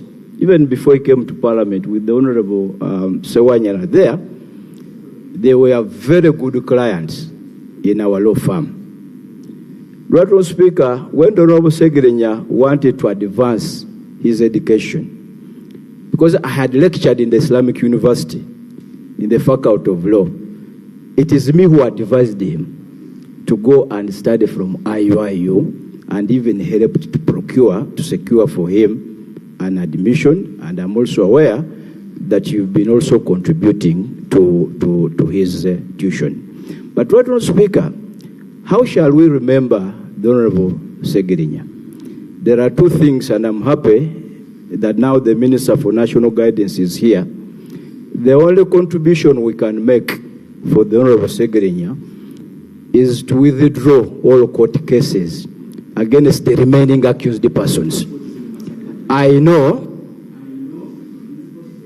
Right Honourable Speaker, I know that under the law, when an accused person dies, automatically the case will terminate. But remember, he had co-accused. And one of them is our colleague here. And it's really very apparent that up to now, and the others, they I think about 7 or 8, something like that. So the only way we can give justice to the Honorable Ssegiriinya is to withdraw unconditionally all the charges against the co-accused. Because, as we have said, there is really no evidence against that, and I am glad that the Honorable Minister was here to apologize. Secondly, Right Honourable Speaker, it is also important for us to appreciate where the Honorable Ssegiriinya has come from and those who stood with him. When we were in popular resistance against life presidents under the leadership of the Honorable Mwanga Chivumbi, the Honorable Ssegiriinya were the people that were amplifying our voices at that time, because we were opposed to the removal of age limit. Well, you people here, we are saying it should actually go. It was the Ssegiriinyas at the time. As Ssegiriinya has been my MP, because one of my families, one of my wives and the children stay in Kawempe, and he's been one of my MPs. We've been going to the same mosque in Kawempe Mbogo. So as a constituent, we've lost a very meaningful, a very contributive member of parliament. And Right Honourable Speaker, we want to thank you for the support that you've given. I am aware of the dynamics that led to bringing this person, Honorable Ssegiriinya, here, and we have had to compromise some of the Islamic principles, but I know you stood with the family, and we are really very grateful. And as we usually say, people, Speaker, inna lillahi wa inna ilayhi raji'un, from Allah we came and to him we return. But there is a history, Right Honourable Speaker. And that history, briefly, Allah says, وَبَشِّرْ صَابِرِينَ الَّذِينَ إِذَا صَابَتْهُمْ مُصِيبَةٌ قَالُوا إِنَّا لِلَّهِ وَإِنَّا إِلَيْهِ رَاجِعُونَ. Give glad tidings to those who, when they befall such a calamity, remember that from Allah we came and to him we return. So, and I thought as chairman of the Muslim caucus, I would dedicate on that aspect why it is so. I thank you, Right Honourable Speaker. Thank you so much. Saba Christo. After Honorable Chivumbi, then we shall have our Saba Christo, the representative of the Catholic. Right Honorable Speaker, I thank you for this opportunity. For on my own behalf and on the behalf of the Buganda Parliamentary Caucus, Honorable Ssegiriinya, up to last month, for all his difficulties, he was subscribing to the organization.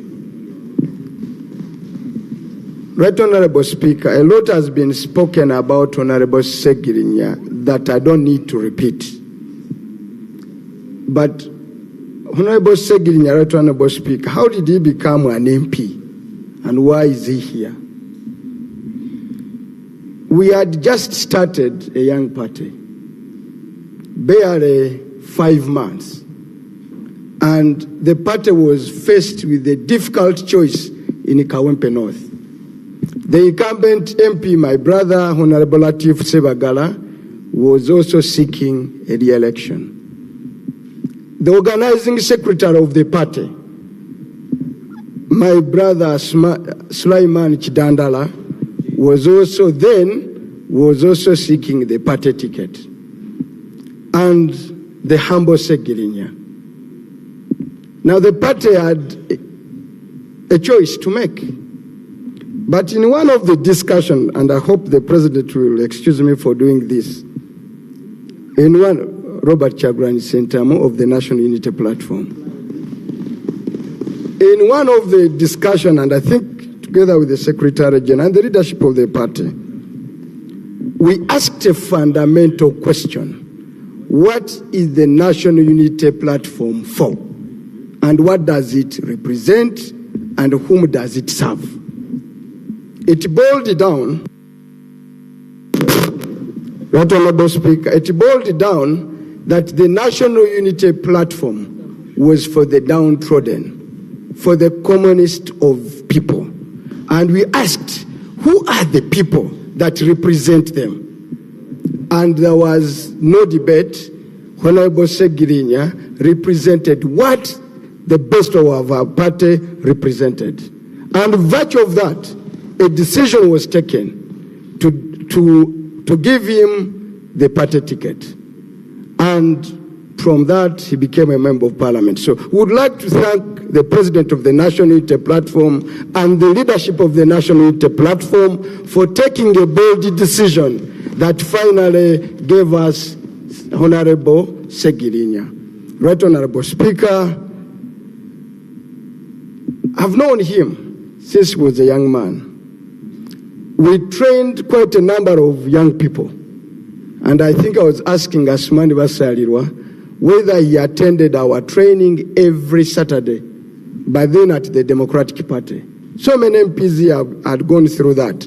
And that's why the National Unity Platform also is having a school to train young people. And there was an attempt by the authorities that be to close that school. The only way we can have more of the Ssegiriinya is to pick them up and train them, mentor them, and give them to the country called Uganda. And we hope to continue doing the same. Lastly, Right Honorable Speaker, let's be courageous enough. Maybe Ssegiriinya, maybe, would have lived longer. Had the authorities, and especially, let's be bold, had the president not intimidated the judiciary. President Yoweri Kaguta Museveni, General, he brought judiciary to the extent that the judicial officers feared to give bail to Ssegiriinya and his likes. Let us speak true to Mr. Museveni. Let us speak true to the powers that be.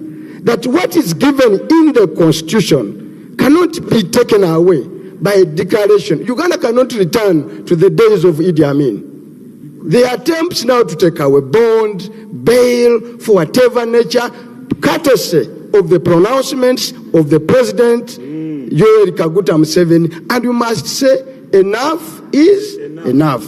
Honorable Ssegiriinya, rest in eternal peace. Thank you. I want to where Ssegiriinya came from before he came to know. Council Yusuf. Yeah, I'll come to Saba Crystal. Council Yusuf. I am going to give you people to speak. Thank you very much. Right when I tell you I know Ssegiriinya more than some of you. Yes. Right Honourable Speaker, thank you very much for this opportunity. Honourable members, I also condole the family on behalf of the FDC party, where I'm the whip, and where we believe that actually we nurtured and mentored Ssegiriinya. Right Honourable Speaker, as rightly pointed out, we can claim Ssegiriinya as opposition. At FDC, Ssegiriinya can actually family say passed through our hands. He was part of the young activists who are trained to have a change for the better for this country. And most times you would actually see Ssegiriinya behind all pictures where Dr. Besigye was leading that crusade. I can say as Deputy President then, and also the head of the youth, as their patron, Ssegiriinya was always very humble and obedient to all instructions of change. Without any pay, he was actually volunteering. And with young men like Walidi, these are people you could just call on and say, please do this, go do this, don't do this. and they were really obedient. So for the country and those seeking for change, it is a very big loss. However, Ssegiriinya has not died in vain. All his shortcomings, especially academic, notwithstanding,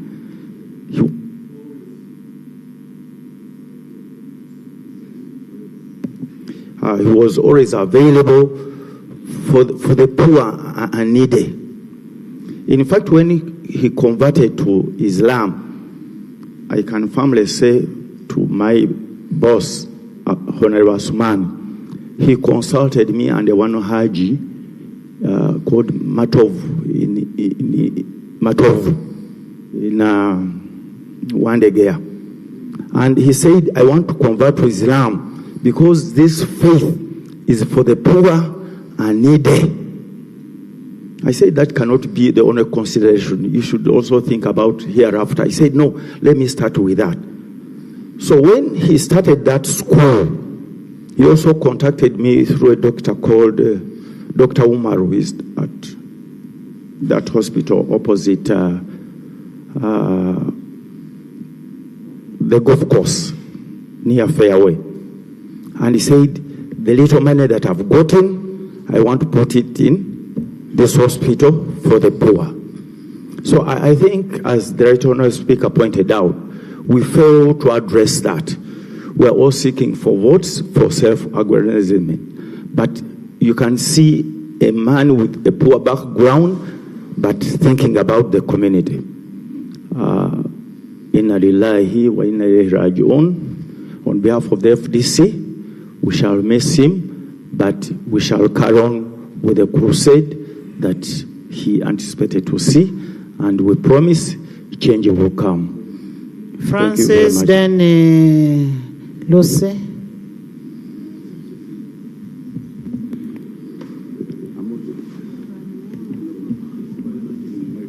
Thank you, Right Honourable Speaker.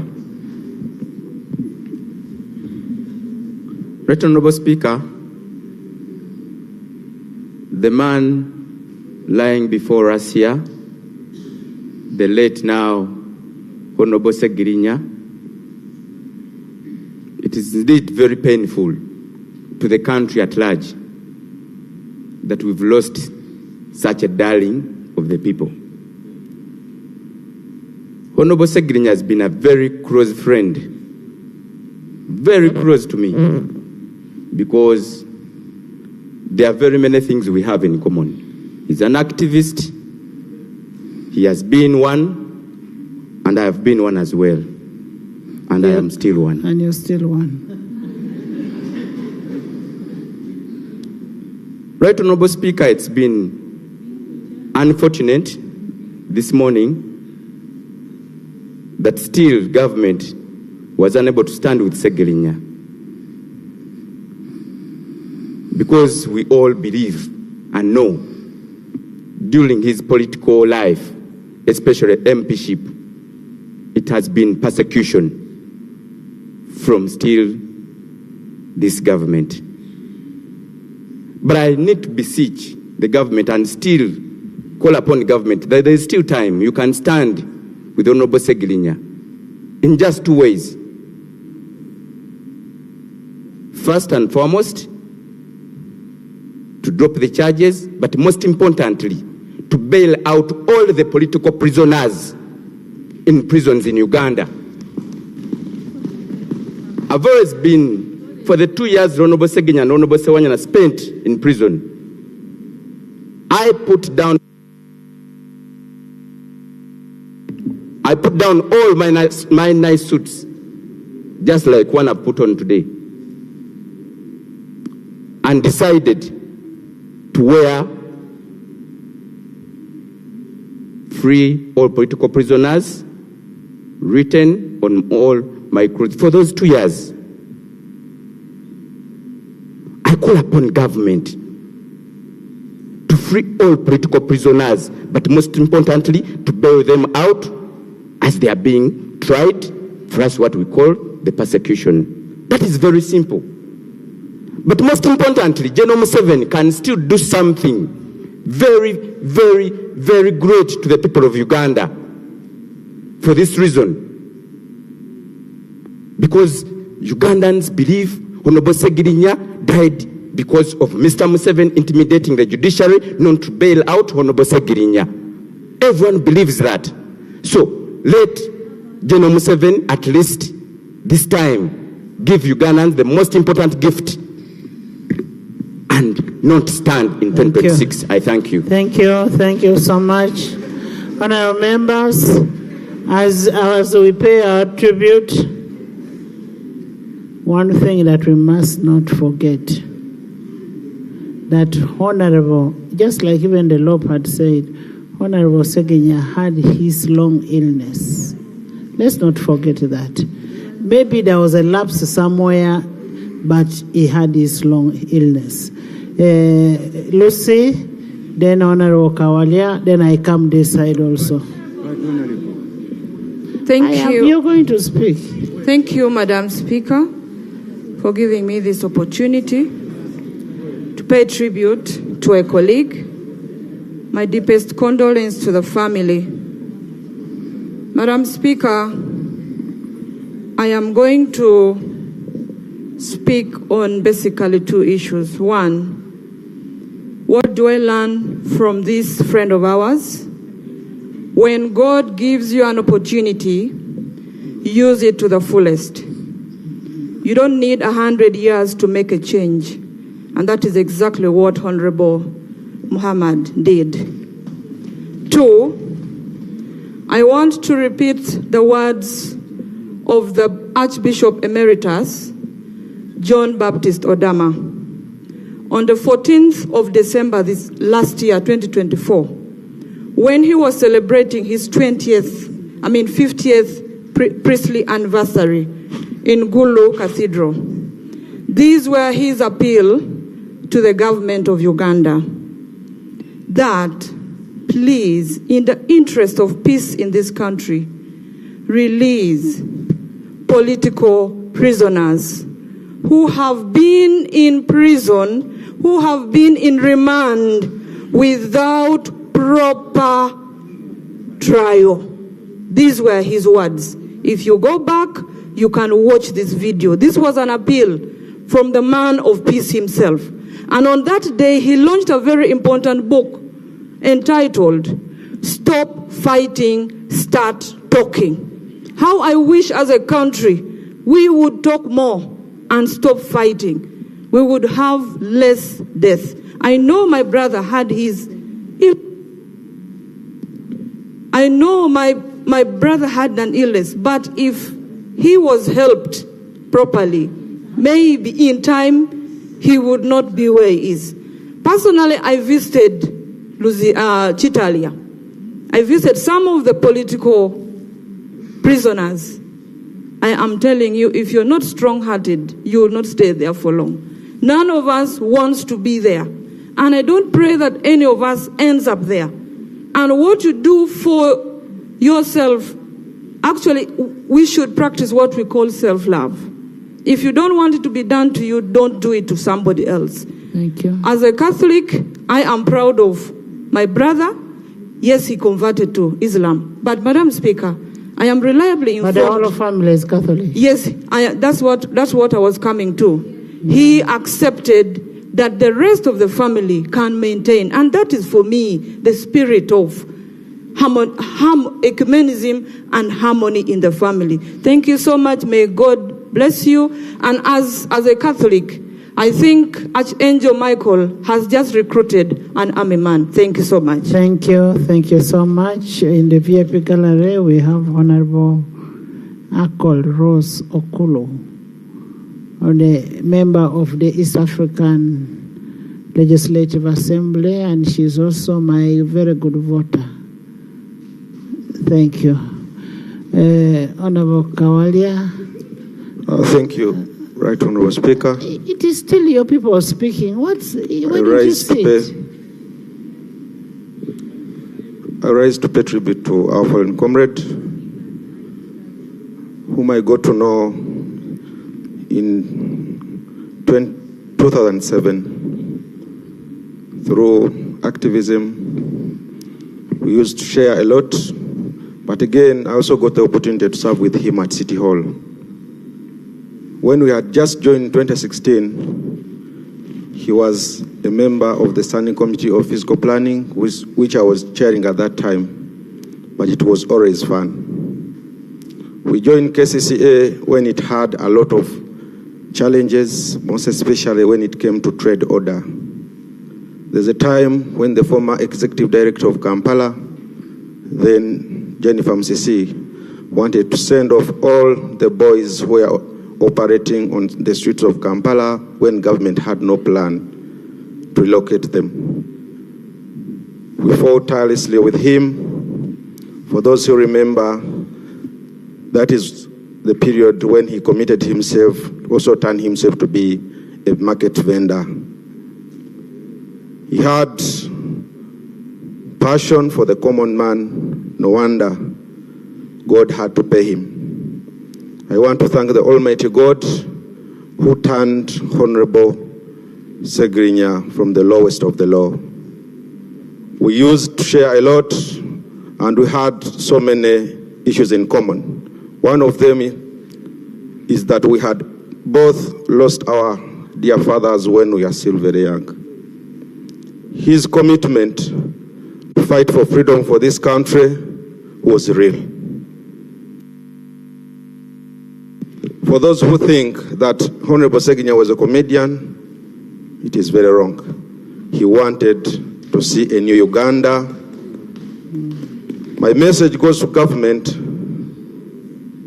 because we all know what transpired. Honorable Ssegiriinya went to prison so many times. He was not charged for theft. He wasn't charged for defilement, but he was always being charged for fighting for the common man. I call upon all leaders in this country, let us try to put our country first, as how Honorable Ssegiriinya has always been doing. We are going to miss him, most especially as the people of Kampala. And lastly, Right Honorable Speaker, when we are contesting for KCCA speakership for the first time, I contested with him. But he never had any personal vendetta with me. We stayed friends, and I recall even after the elections, he approached me and told me, okay, you have challenged me, but again, I want to serve on your council. We trusted him with the chairperson of the Public Health Committee, and for those who remember him, he spent almost a month running all places of Kampala, celebrating on how he was being appointed as the chairperson of the Standing Committee of Public Health. We are going to miss you. May your soul rest in eternal peace. Thank you, Madam Speaker.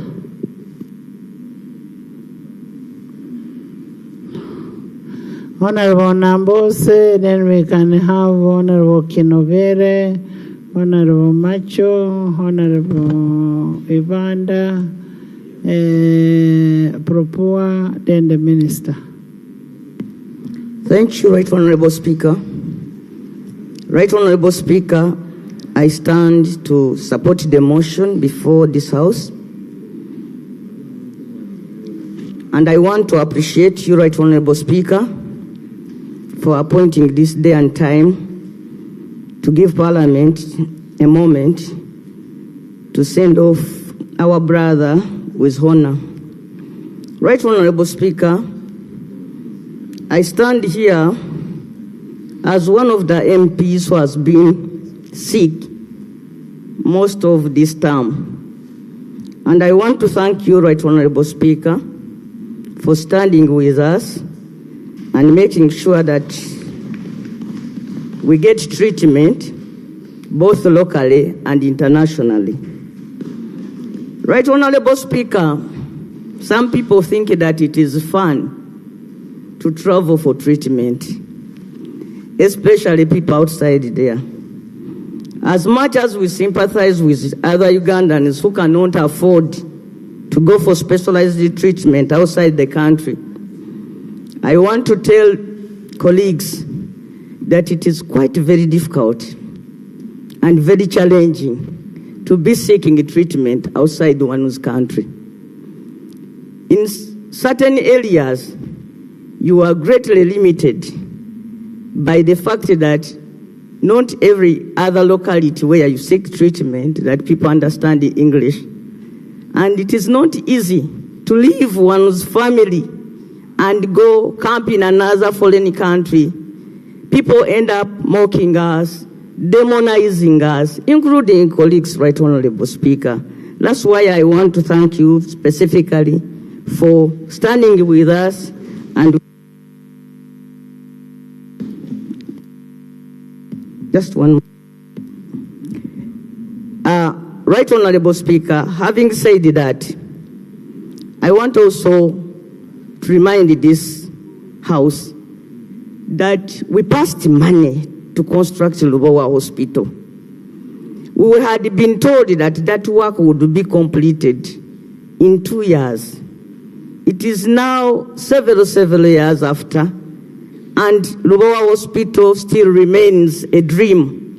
There are so many other Ugandans who lack specialized treatment, but it is very difficult for one to go through the medical council to get the money, and even just the element of getting an airline that accepts to transport a sick person from Uganda. It is very, very difficult to get that airline to accept to take one when you are sick. Lastly, I want to request colleagues not to join the president in his quest to abolish bond, police bond, and bail. The presumption of innocence should always remain, because, Madam Speaker, it is so sad when you have to battle a disease while at the same time battling for your freedom. A whole medical doctor from the prisons gave Honorable Ssegiriinya a recommendation that if this man is not let out of the prison, he will suffer consequences that will be fatal.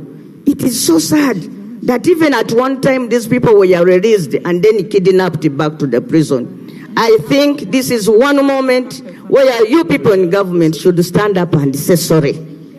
I understand Muslims, when they are going to be buried, they even call those people.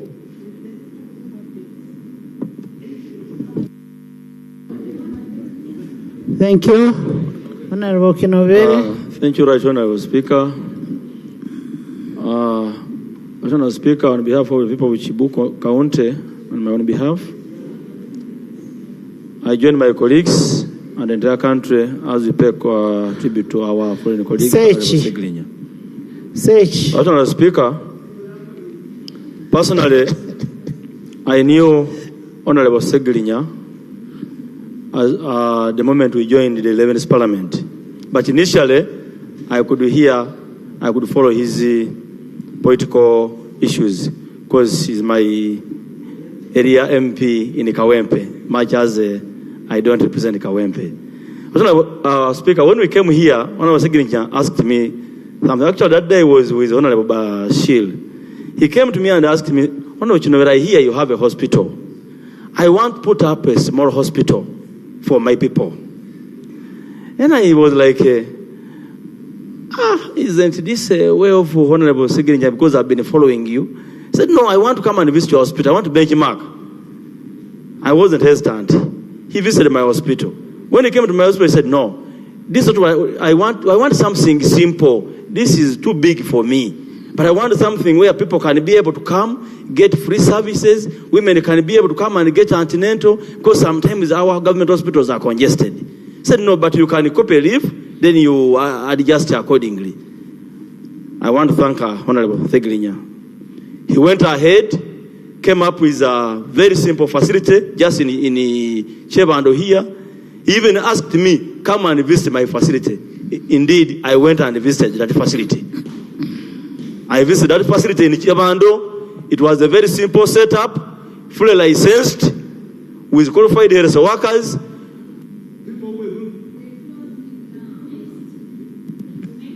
Just only 1 minute. People who were going to that facility, they were not only opposition, it was about service delivery. So I pray that whoever the technical person was managing that facility, we should not kill it, let it remain there to serve our people. Thank you. Sickness has no border. Right Honorable Speaker, we continue to pray that may his soul rest in eternal peace. Thank you, Macho. Thank you. Madam Speaker and my colleagues. We are going to reduce to 1 minute. Madam Speaker and colleagues, I'll speak in the Busia style. Madam Speaker and colleagues, I join my colleagues and the rest of the country to pay a tribute to the lost hero. Honorable Ssegiriinya was a great friend because he had character of the people of Busia border. I would say so because he was a leader who had qualities that voters want. Madam Speaker, you have given me 1 minute, but in Busia, heroes don't die. Honorable Ssegiriinya, Honorable Update, I want you to update God about this question. That Uganda, we are a country which in this century, we are still talking about denying our people bail and bond. Honorable Ssegiriinya, the second update to God, tell him that this is a country which is still taking civilians in military courts. Honorable Ssegiriinya, update number 3, report to God how you have been belonging to a mingled political party which is not organized. Honorable Ssegiriinya, lastly, I want you to request God to bless the Speaker and the Commissioners for the support they have given you. And also request God to allow the Speaker to be the second National Vice Chairperson for our party because of her good heart. Lastly, Madam Speaker and my colleagues, words of living people when they are dead must be taken seriously. Madam Speaker, Honorable Ssegiriinya, when he was still alive, there are some people on his grave. Those people are now crying more than the relatives of Ssegiriinya. Moreover, Ssegiriinya, before he died, he told them, you authored a letter saying, I am not sick, don't step on my grave. Let's have order. The words of Ssegiriinya must be taken seriously. Can you all sit? Yes. You are for protection. When Honorable Ssegiriinya was still sick, there are words he spoke, and I want those words to be respected on his grave. Madam Speaker, Honorable Ssegiriinya, there are some people he listed in his party that they should never step on his grave because they ushered a letter saying he's pretending that he is sick. These people should not step on the grave of Ssegiriinya because I saw them yesterday, Madam Speaker, when they are crying more. Why are they crying more than the relatives of Ssegiriinya? Thank you. Why are they crying, Madam Speaker? I therefore request the imams who will lead the prayers to ban. Honorable Banda. Honorable Banda. Honorable Banda, I'll give you some akula. Thank you so much, the Right Honorable Speaker and honorable colleagues. And on behalf of people of Ntoroko and Rwenzori region, I also joined colleagues in paying tribute to our fallen comrade, Honorable Ssegiriinya. The Right Honorable Speaker, I want to thank you in a special way for standing with your members. You are a very exceptional leader I've seen in this country. May God bless you. Amen. And two, the Right Honorable Speaker, I joined Parliament. I was in the 10th Parliament. Thank God that now I'm in the 11th Parliament. When I met Honorable Ssegiriinya, the man is humble, respectful. I didn't know about it because I used to see him on TV. I knew that he's chaotic. But when I met him here, the man was humble, respectful. You can't believe that was Ssegiriinya we used to see on TV. So it means the man lived a humble life, sense of humor, which really I call upon all of us as members of Parliament to be humble. And down to earth. And down to earth. And two, constructing or setting up a health facility. The Honorable Speaker, some colleagues give reasons that I'm a first time in Parliament, I haven't known what to do. But Honorable Ssegiriinya proved that statement wrong. That within a few months in Parliament, he had to do something that was very impactful to his people.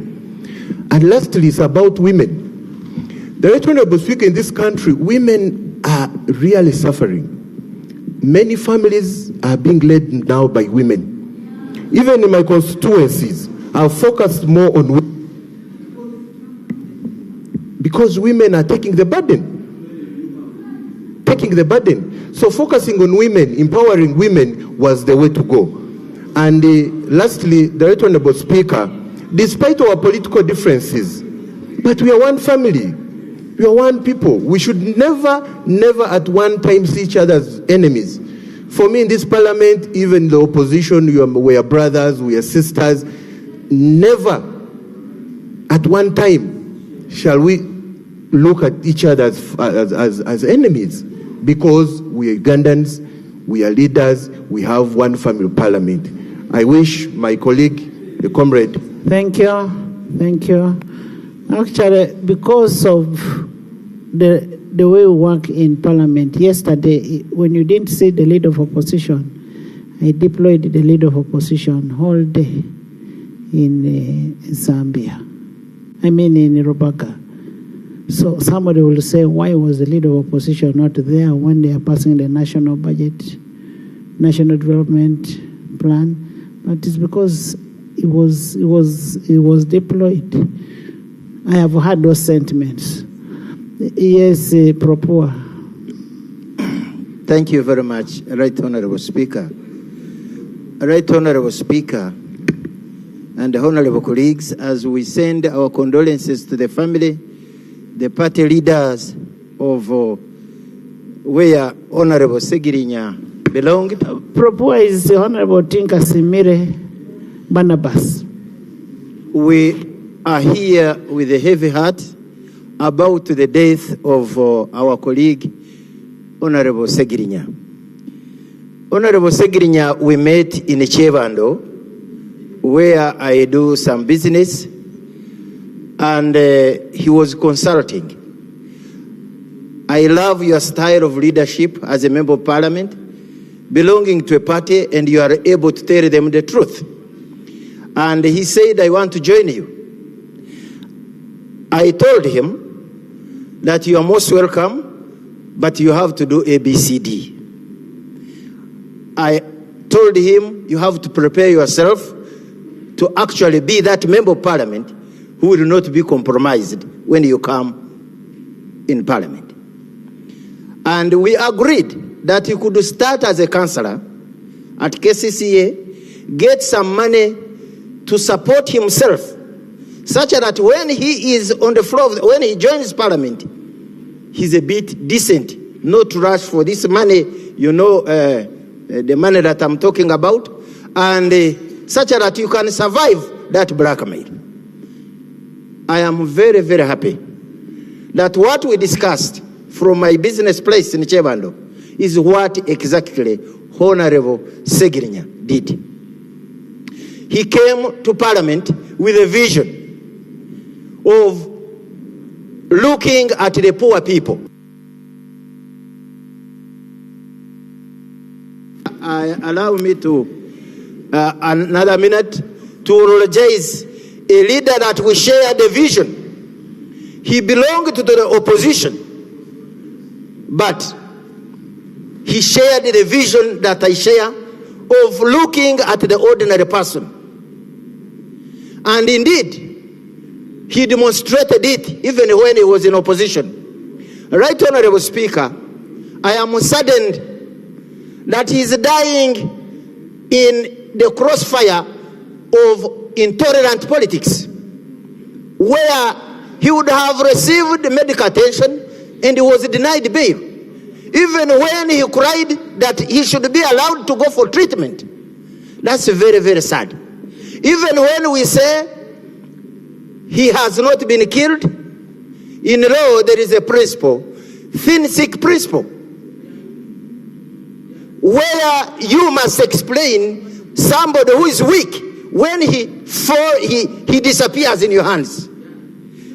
And this is what has happened to Muhammadi, and the community is asking us as a government, could we not have done better?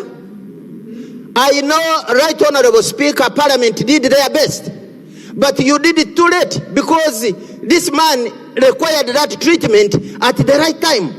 It was too much already on him, that you were just now literally like wasting resources, because the time had run out.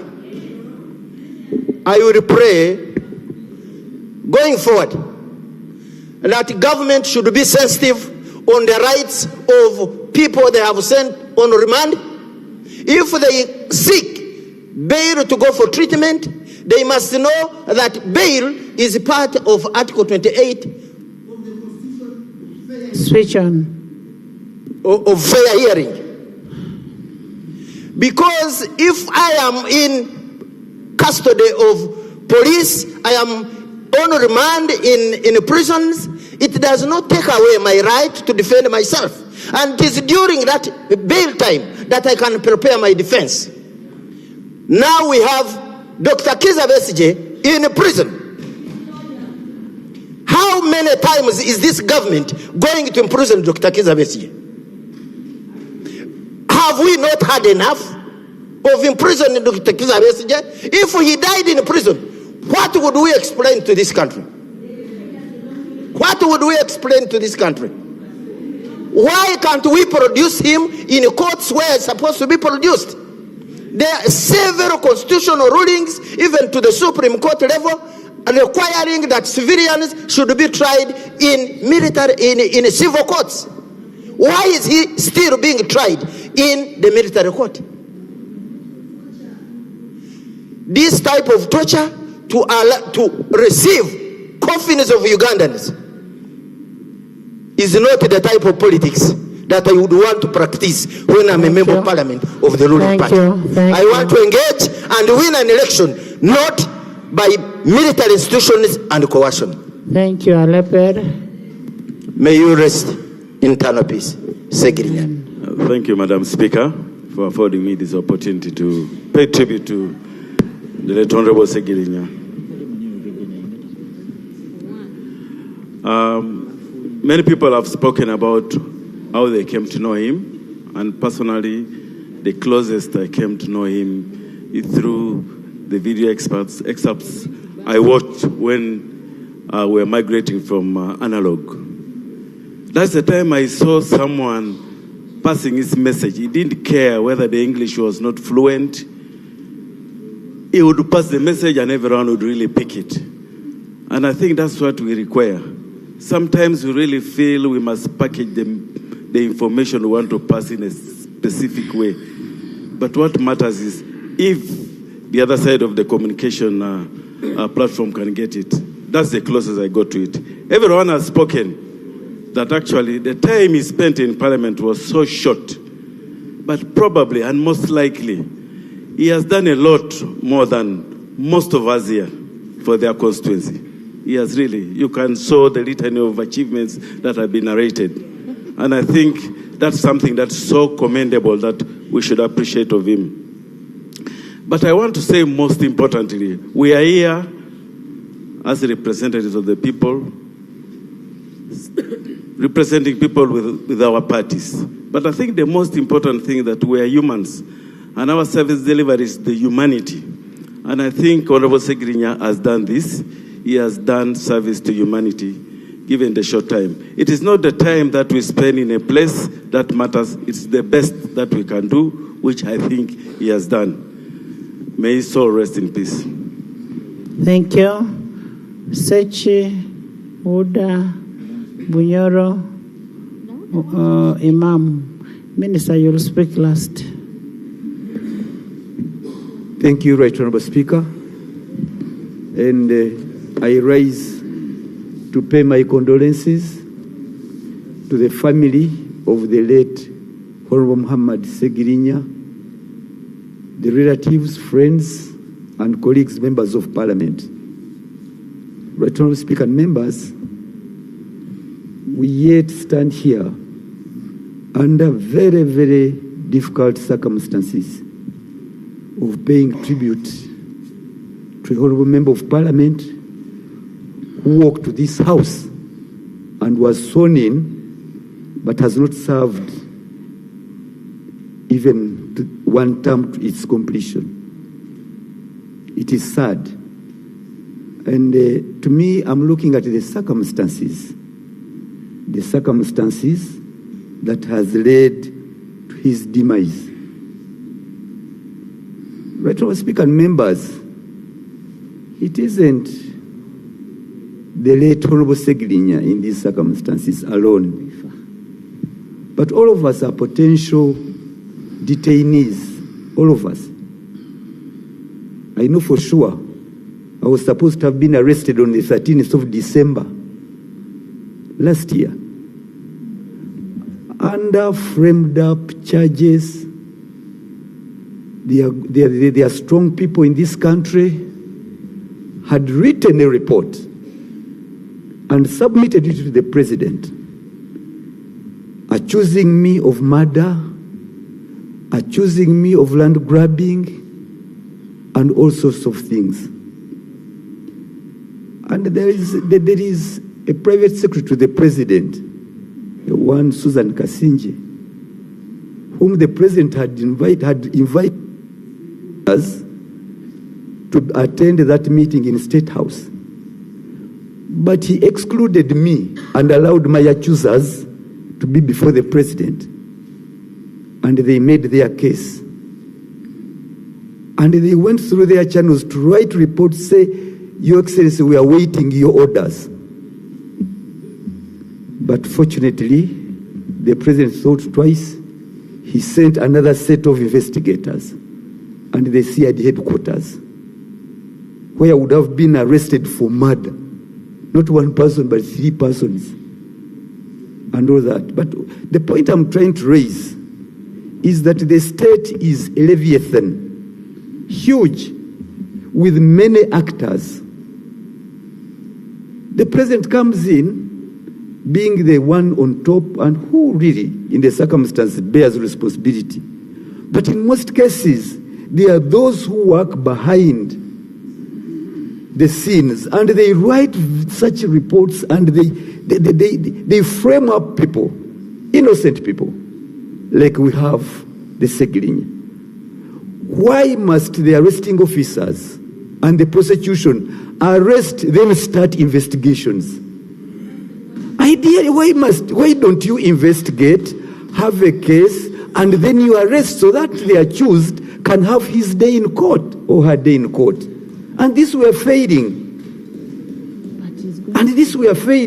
Right, Honorable Speaker and members, the profile of Uganda as a country is going down because of such incidents. It is. And why on earth?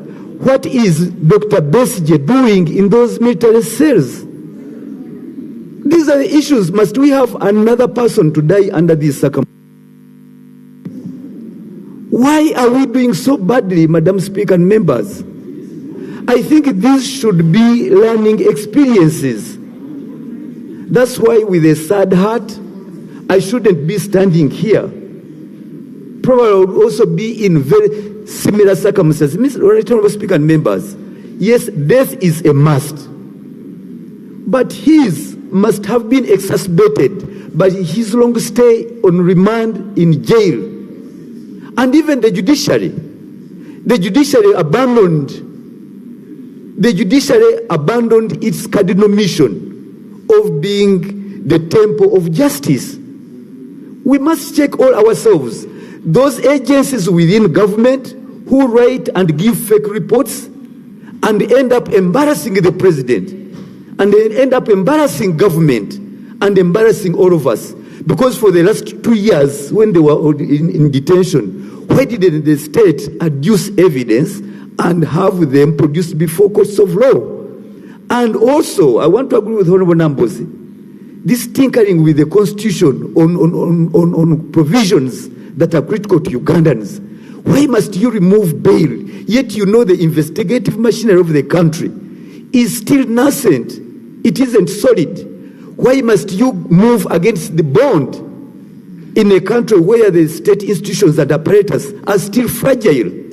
So I think we need to take caution as members of parliament. We are not doing, internationally, we are not doing well. Our rating is going down, and now culminating into the abduction of Besigye. He's now being tried in Makindye. We can't find the way out. Looking at Dr. Besigye behind bars with his big eyes, you can't look at the photos again. It is a disgrace to this. Thank you. Thank you, honorable members. In the VIP gallery, we have Honorable Muyanja Senyonga. You're most welcome. Thank you for coming. We also have a condolence message to the family of the late Ssegiriinya from the Parliamentary Pension Scheme, and enclosed is 2 million shillings. We'll pass on the document, and Honorable Aisha, you will make sure that this man is delivered, since you're a member of the pension. And then we also have a condolence message to the family of Honorable Diri Babadiri Margaret. Also enclosed is 2 million shillings. This money should be rerouted to the family. I had the Honorable Uda.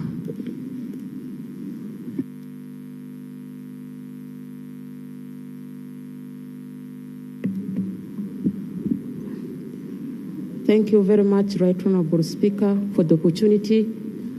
I want to join members to pay tribute to late Muhammad.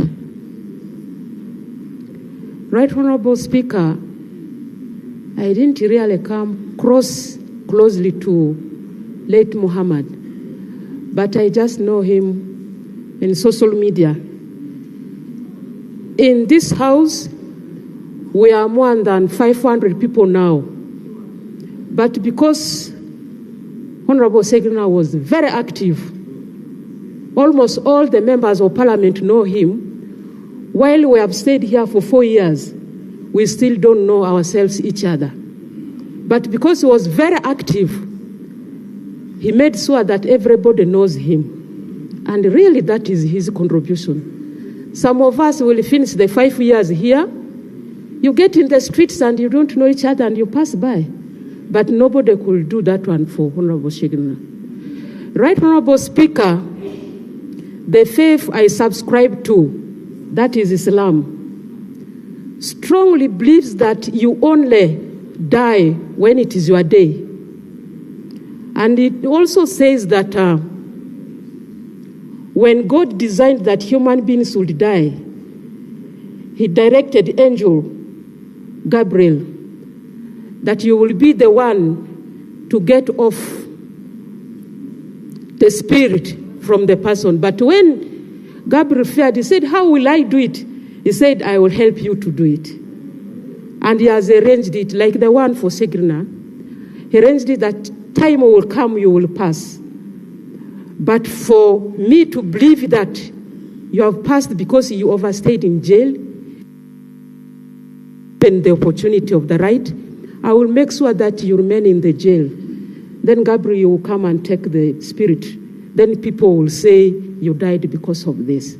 But if you are a believer, you will know that it is the time. That's why we have passed. And for us, that is it. Unless you are not a Muslim, there are Muslims here who will support what I'm saying. But if you are not a Muslim, then please keep quiet. Allow the Muslims to talk. Right Honorable Speaker, for us as Muslims, when somebody passes, there are rituals that we must follow. And one of them is the respect that you give for the person who died. There are prayers that we must do. There are even a guidance of how you acknowledge the person who passes. So that when you talk, you also get a thwab, and the person you talk for also get a thwab. Now this is what we are supposed to do for our brother here. He has suffered with the sickness for long, but now we must do all these rituals. like the prayers that we must do, and we must continue to pray that even if he had his shortcomings, we ask God to forgive him and give him a Jannah, because that's all where we are going to. My brother Muhammad, may you rest in peace. Thank you. Thank you. Bunyoro Affairs. Right, Imam. Honorable Speaker, and mourn for our own friend. We should Can be you given an sit? opportunity to mourn. Can you sit? Just because He's a you don't member want- of parliament. He's a member of parliament of this house. Thank you, Right Honorable Speaker. On behalf of the people of Chibuku, whom I represent in this house, and the people of Bunyoro, where I'm deployed as a minister, I bring my condolences, especially to you, Right Honorable Speaker, the House, Mama Ssegiriinya and the family, the people of Kawempe North. It's very, very unfortunate that we are losing a younger person. I pity when some people start behaving funny on a special city. I really pity. This Honorable Ssegiriinya belongs to this house, not to a party. When you're in the house here, and I am balancing the sides. Yes. Thank you, Right Honorable Speaker. Right Honorable Speaker. By the way, I have the power even to adjourn the house. Honorable Minister. Right Honorable Speaker, Honorable Ssegiriinya is one of the people I admired. He was a very courageous person. One time I saw Honorable Ssegiriinya when a younger lady lost a baby, and the purported father was refusing to bury that child. Honorable Ssegiriinya carried a dead child in a coffin on his head and looked for that man. To bury the child. That kind of courage is rare. But also, Honorable Ssegiriinya was a serious mobilizer. Even in his constituency, he loved his voters. You remember when he offered that every woman that delivers was entitled to offers. But also building a health facility. Colleagues, you all remember, or you know, service delivery in terms of health provision is not cheap.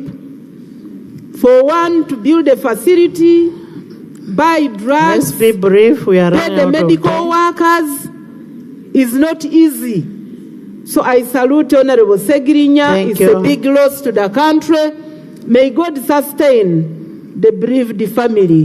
Thank you. Honorable Imam of the Mosque, Honorable Mpindi, Mitiana, Gorete, and then Semakula. Yeah, thank you, Right Honorable Speaker. But I thought you were on one side. Yes. Yeah, thank you, Right Honorable Speaker. Right Honorable Speaker, I wish to add my voice to the rest of the members and condole with the family and the people of Kawempe North constituency for the demise of our brother, the late Honorable Muhammad Ssegiriinya. As the Imam of the Muslim Parliamentary Caucus, we have lost a committed and dedicated brother whom we thought would interact with and contribute a lot to the act. But we thank Allah that gave him this time on earth and for all that he has managed to do while alive. Right Honorable Speaker, death is a menu that everybody will taste, regardless of status, whether a member of parliament or whether a common man outside there, everybody will have to taste that menu. And whoever wishes death for others just to know that at any time it will knock on your door. Thank you. I had an opportunity, Right Honorable Speaker, during COVID. I visited the two people in Kigo prison as the imam, and I had an interaction of about an hour. What surprised me was that even at that time, when he was in prison, he unveiled to me a detailed plan of his dream that he wanted to implement in his constituency. I was so surprised that someone who was in prison, who was thinking so much about the people in his constituency. That means he had a lot of passion for the people he was serving. Nevertheless, even when he was released, Honorable members, 1 minute. His health had deteriorated and he would not implement that plan. May the Almighty Allah pardon him for his shortcomings and give him Jannah. Thank you. Thank you. 1 minute.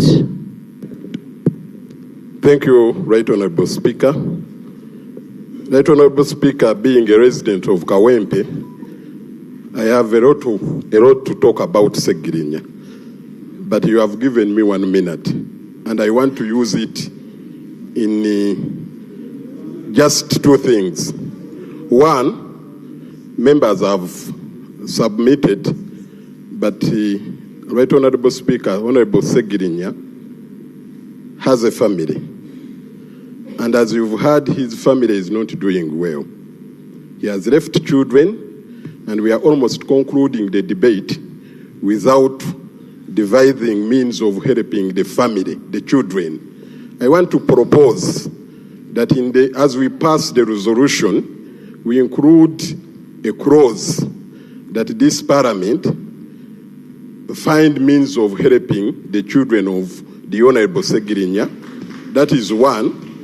And then two, I know as members of parliament we have a norm of contributing to members who have died.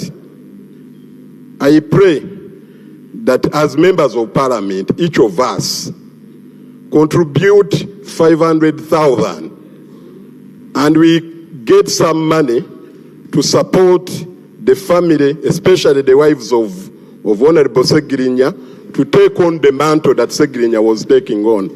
The children of Ssegiriinya. Right Honorable Speaker, for me, if that is done, I will be a very happy man. I saw. Can you conclude? Right Honorable Speaker, the clerk was taking your attention, but my proposal, we contribute either 500, and one member is telling me 1 million, 500 each member. You know, when we pass a resolution here to contribute for Honorable Jacob, you are the same people. You are the same people who went in the streets, who started bashing the speaker, who started doing the what. My proposal is, let's contribute personally. Let's contribute. For me, I can take up one kid and educate one kid in my school. After this, look for me and I will take up one kid. Ssegiriinya, where is Ssegiriinya? In which class? Exactly. I will pay your fees and I will take you to my school for secondary. Right, Honorable Speaker, thank you so much. And I want to conclude by thanking you for what you've done to Honorable Ssegiriinya and what you've done to members of parliament without discriminating the political belief, the size, the constituency. Thank you so much. Thank you, and may you reign forever. Amen. Thank you, Right Honorable. Thank you, Right Honorable Speaker. I would like to first of all appreciate Ssegiriinya's mother and his brother, Kasaga, because, Right Honorable Speaker, when someone faces challenges, many times even your family can abandon you. Ssegiriinya and the Honorable Sewanyana were incarcerated. I went to Masaka where they were brought to court. I went to Luzira. I went to Chigo.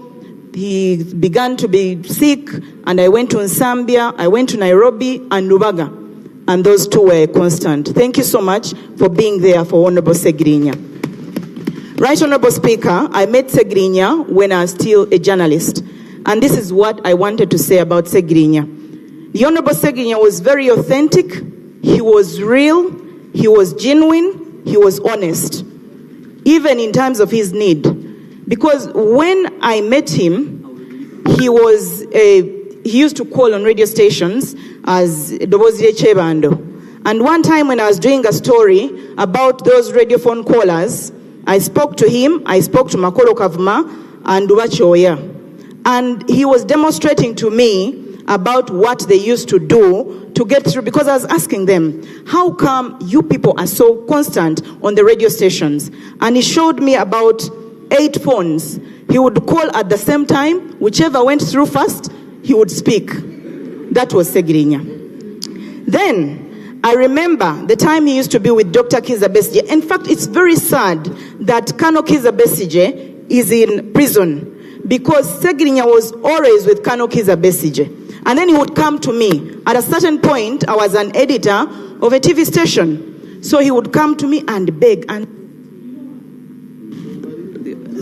kindly, let me finish. Honorable members, we have run out of time because the body must go for Juma prayers. I thank you, Right Honorable Speaker.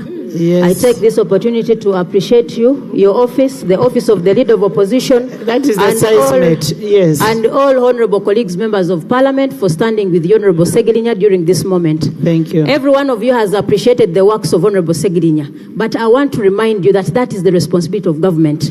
Right Honorable Speaker, we should put appropriate resources in the area of medical. He has bought CT scans. That is not our responsibility. This is why we are suffering out there. That is social corporate responsibility that you should do at leisure. So government should take on its responsibility of doing basic services to this government. Thank you, Right Honorable Speaker. May his soul rest in eternal peace. Thank you, Honorable Semakula, Honorable Minister. Dear women within Parliament and outside there, we appreciate you. Ladies. Basing on what the mother of Honorable Ssegiriinya, the late Honorable Ssegiriinya, has done. In the Holy Book of the Bible, in the book of Ecclesiastes, it is written, there is time for everything. There is time to be born and time to die. There is time to be happy and a time to be sad. However, my special message goes to the judiciary. Dear our land friends, where did your Ubuntu go? In Uganda, we know bail is not a privilege. It is a right. But these days we hear you are working under decrees. Where did your Ubuntu go? Lastly, Right Honorable Speaker, we appreciate all you give to members, all whatever you give to members of Parliament. But however, as we Parliament, we should work for free medical insurance for every Ugandan, regardless of your status. May your soul rest eternal peace. Flavia, then Honorable Minister. Thank you very much. Honorable, thank you very much, Madam Speaker. Flavia, your minute is going. Thank you. Sincere condolences to the family of the Right Honorable Ssegiriinya. May God rest his soul in peace. I really want to bring to light 2 scenarios that particularly caught my attention. One was for the mother of Honorable Ssegiriinya, when she wailed in court at some point when Honorable Ssegiriinya exposed his foot that had been tortured in court and was requesting to be released so that he could go and get medication. The mother wailed loudly in court, unfortunately, pleading to the magistrate to release her son so that she could go. Unfortunately, he was never released. A second scenario was when the mother wept, crying, coming to Parliament to ask the Speaker and to ask members of Parliament to intercede so that her son could be released. Thank you. Those two scenarios come to light, and I want to ask the people that are watching us right now, eulogize Honorable Ssegiriinya, what they think about the children of Honorable Ssegiriinya and the parents of Honorable Ssegiriinya.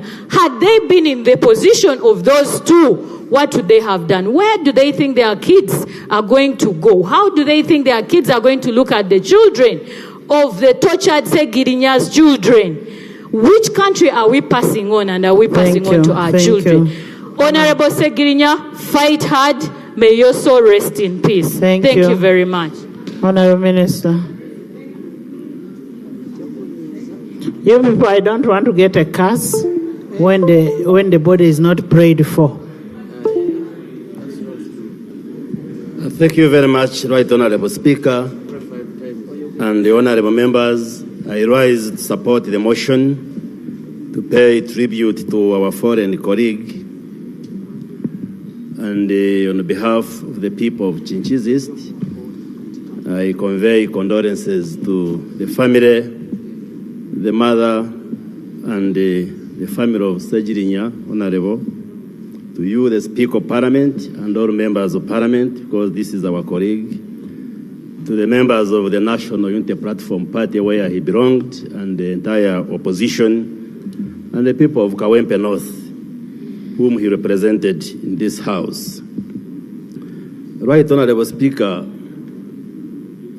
Honorable Ssegiriinya made his name through activism, and many of us knew him before coming to Parliament, because he was very active in the public space, and people would always say that man might end up in the Parliament, as if he should not be in the Parliament, and indeed he came to the House. When he came to the House, he was a member of Parliament who reached out to anybody and everybody, irrespective of where you stood. For instance, he approached me and said, Honorable Baryomus, I know you from the public. I have a wife who hails from your constituency in the village of Kambuga.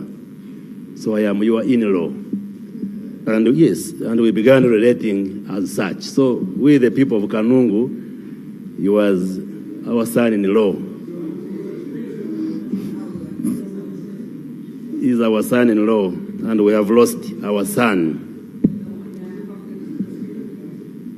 I think there are many lessons that we draw from the life of the Honorable Ssegiriinya, that you can rise from a humble background and rise to any position as long as you know what you want. Because he rose through political and media activism and became a member of Parliament. I would also like to salute him for his spirit of altruism, concern for the others, because as we heard from the many eulogies and as we knew him, even when he served as a member of Parliament for a short time, but he was on the ground trying to address the concerns of the people of his constituency, and we salute him for that. Right Honorable Speaker, the Honorable Ssegiriinya had an incurable medical illness even before he came to Parliament. And indeed, even before we were sworn in, he felt sick, and I think he was even hospitalized. So he came to the House when he was sick. It was unfortunate that he was imprisoned together with the Honorable Ssegiriinya, Sewanyana, rather. And I remember even his long time on remand concerned some of us. I think this is the Honorable Sarigwa or Muhammad Chivumbi, where we discussed it at some point. I also know that being in prison, it depressed him so much that at one point, he even refused to take medication until when we had to come in and counsel him as a medical doctor. So we're in touch with him, and we really feel sorry that he has died when he had not accomplished his assignment as a member of Parliament for the five years. Madam Speaker, allow me to make comments on some of the issues which have been raised in this debate. Many of them, I think we have time and space as members of Parliament to debate them, the nature of politics, human rights, all these issues. We have time to discuss them as members of parliament, but probably allow me to speak on two issues, bail and bond. The president, the president, Yoweri Museveni, has an opinion that maybe bail should be denied on some offenses, as an opinion. But that opinion, I have heard him say, I will engage the Chief Justice to see whether maybe there can be practice directives or what. But this has not been translated into law. Honorable members, let's listen. An opinion is not law. Yeah, absolutely. This is what I'm saying. You had your time to speak, I am now speaking. You see, the problem, Madam Speaker, that we have in this country is intolerance. We should be able to listen to each other. My view may not be the same as yours, but you should give me a chance to say what I want to say. And as we move forward, Madam Speaker, we should, as members of parliament and political leaders, promote that culture of tolerance even when our views are different. So on that issue of bail, it's an opinion that he has been holding, but if it was to be so at the end, it will come here, either through amendment of the Constitution or the laws. And I don't think any judicial officer currently is intimidated to fail to make a decision, because the law still gives judicial officers discretion to decide on matters of bail when cases are before them. So a judicial officer worth his name should be able to make a judgment, make a decision depending on the case before him or her. And I'm sure the lawyers in this House agree. The other issue that has been raised is that maybe government and judiciary should consider maybe dropping charges against the Honorable, the co-accused, Honorable Sewanyana and the co-accused. I think that is something that we should discuss later. Yes. On the issues of political prisoners. Nothing useful. Well, say. That's what I'm saying. We take note of that request. Take your seat, sir.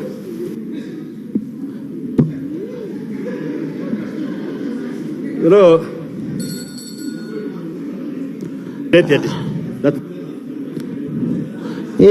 Doctor, you finish? Switch on.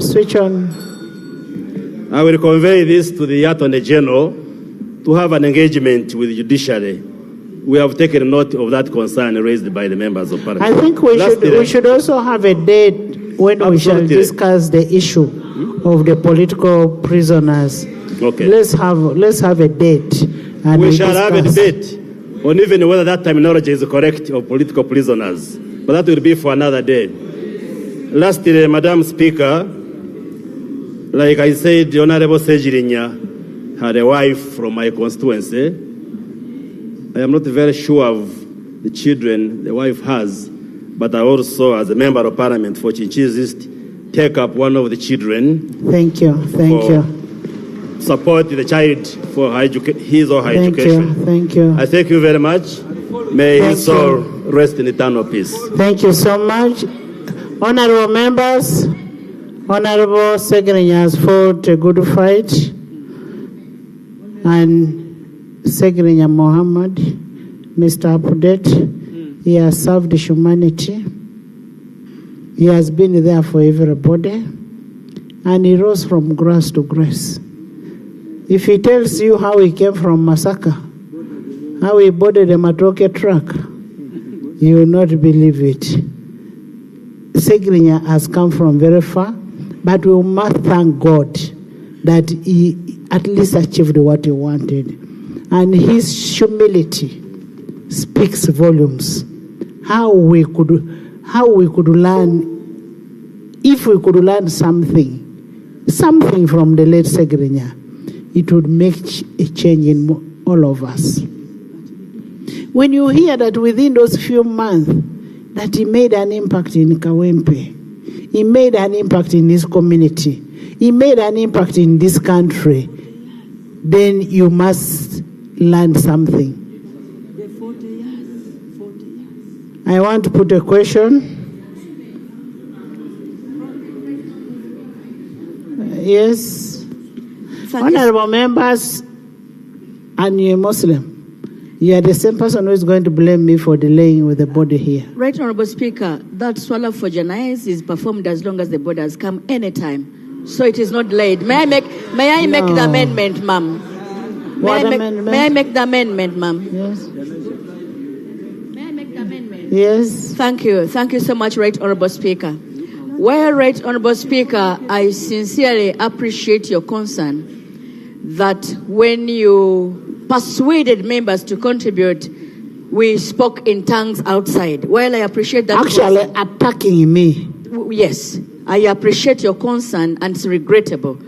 Right Honorable Speaker, Honorable Ssegiriinya has served here 4 years.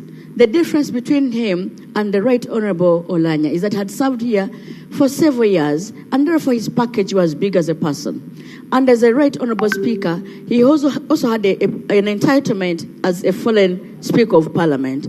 Honorable Ssegiriinya has only been here for 4 years, did not even have time to invest for his family. You can imagine the burden that the family is going to have. I've calculated, Right Honorable Speaker, if each one of us here sacrificed only 300,000 shillings, the family would collect 150 million shillings, which is good enough for them to be able to invest. I therefore would like to persuade my colleagues that we amend the motion to include that members of Parliament, each one of us, contributes 300,000 shillings as a package to help the family of Honorable Ssegiriinya. I submit. Honorable members, is that seconded? No, you sit. Sit. I want secondment from this side. Seconded by Honorable Badiomusi, by Honorable Bahati, by the Imam, by Ibanda, by Bunyoro Affairs, by Honorable Uda, Honorable Balam, Honorable Gabriel, Honorable Minister Okasai, Rose, by the whole NRM side.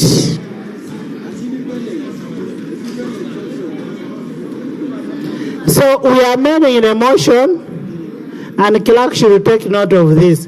Okay, I want to see those from this side also. Yes, I want to see the leader of opposition, the cow. Honorable Duru is not supporting. You better convince Honorable Duru to support, because I don't want to be taken to court. Supported by Hassan, by Honorable Chivumbi, by Honorable Asumani, by Honorable Abudu, by Honorable Seungu, by Honorable Elijah, Honorable Zake, Hildaman, Ethel, Madam Teacher, by the whole opposition. We are amending that one and all the independents. Yes. Right Honorable Speaker, I concede to the amendment. Thank you. Those in favor of the amendment say on the contrary nay. The ayes have it. I now put a question that that Parliament pays a glowing tribute to the late Honorable Ssegiriinya Mohammed, a former member of Parliament of Kawempe Division North, and the tribute with amendment of payment of 300,000 per deduction per member of Parliament, as passed in the resolution here. Those in favor say on the contrary nay. The ayes have it. Anthems in reverse order. May we please rise?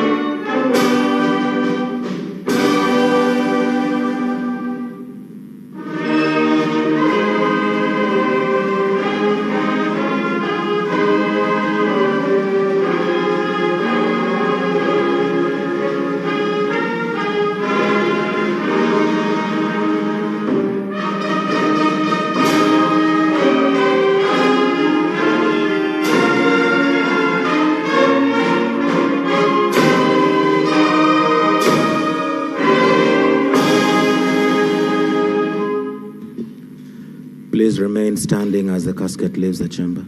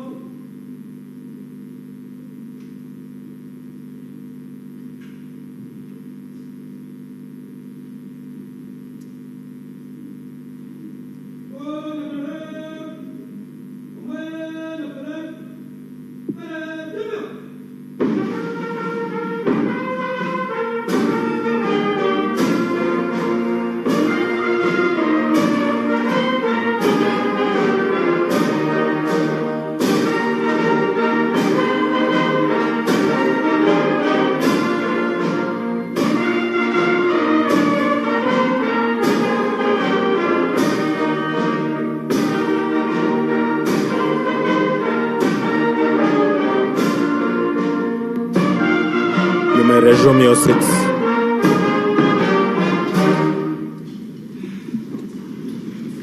Honorable members, the parliamentary Muslim community would want to say a prayer for 1 minute outside there.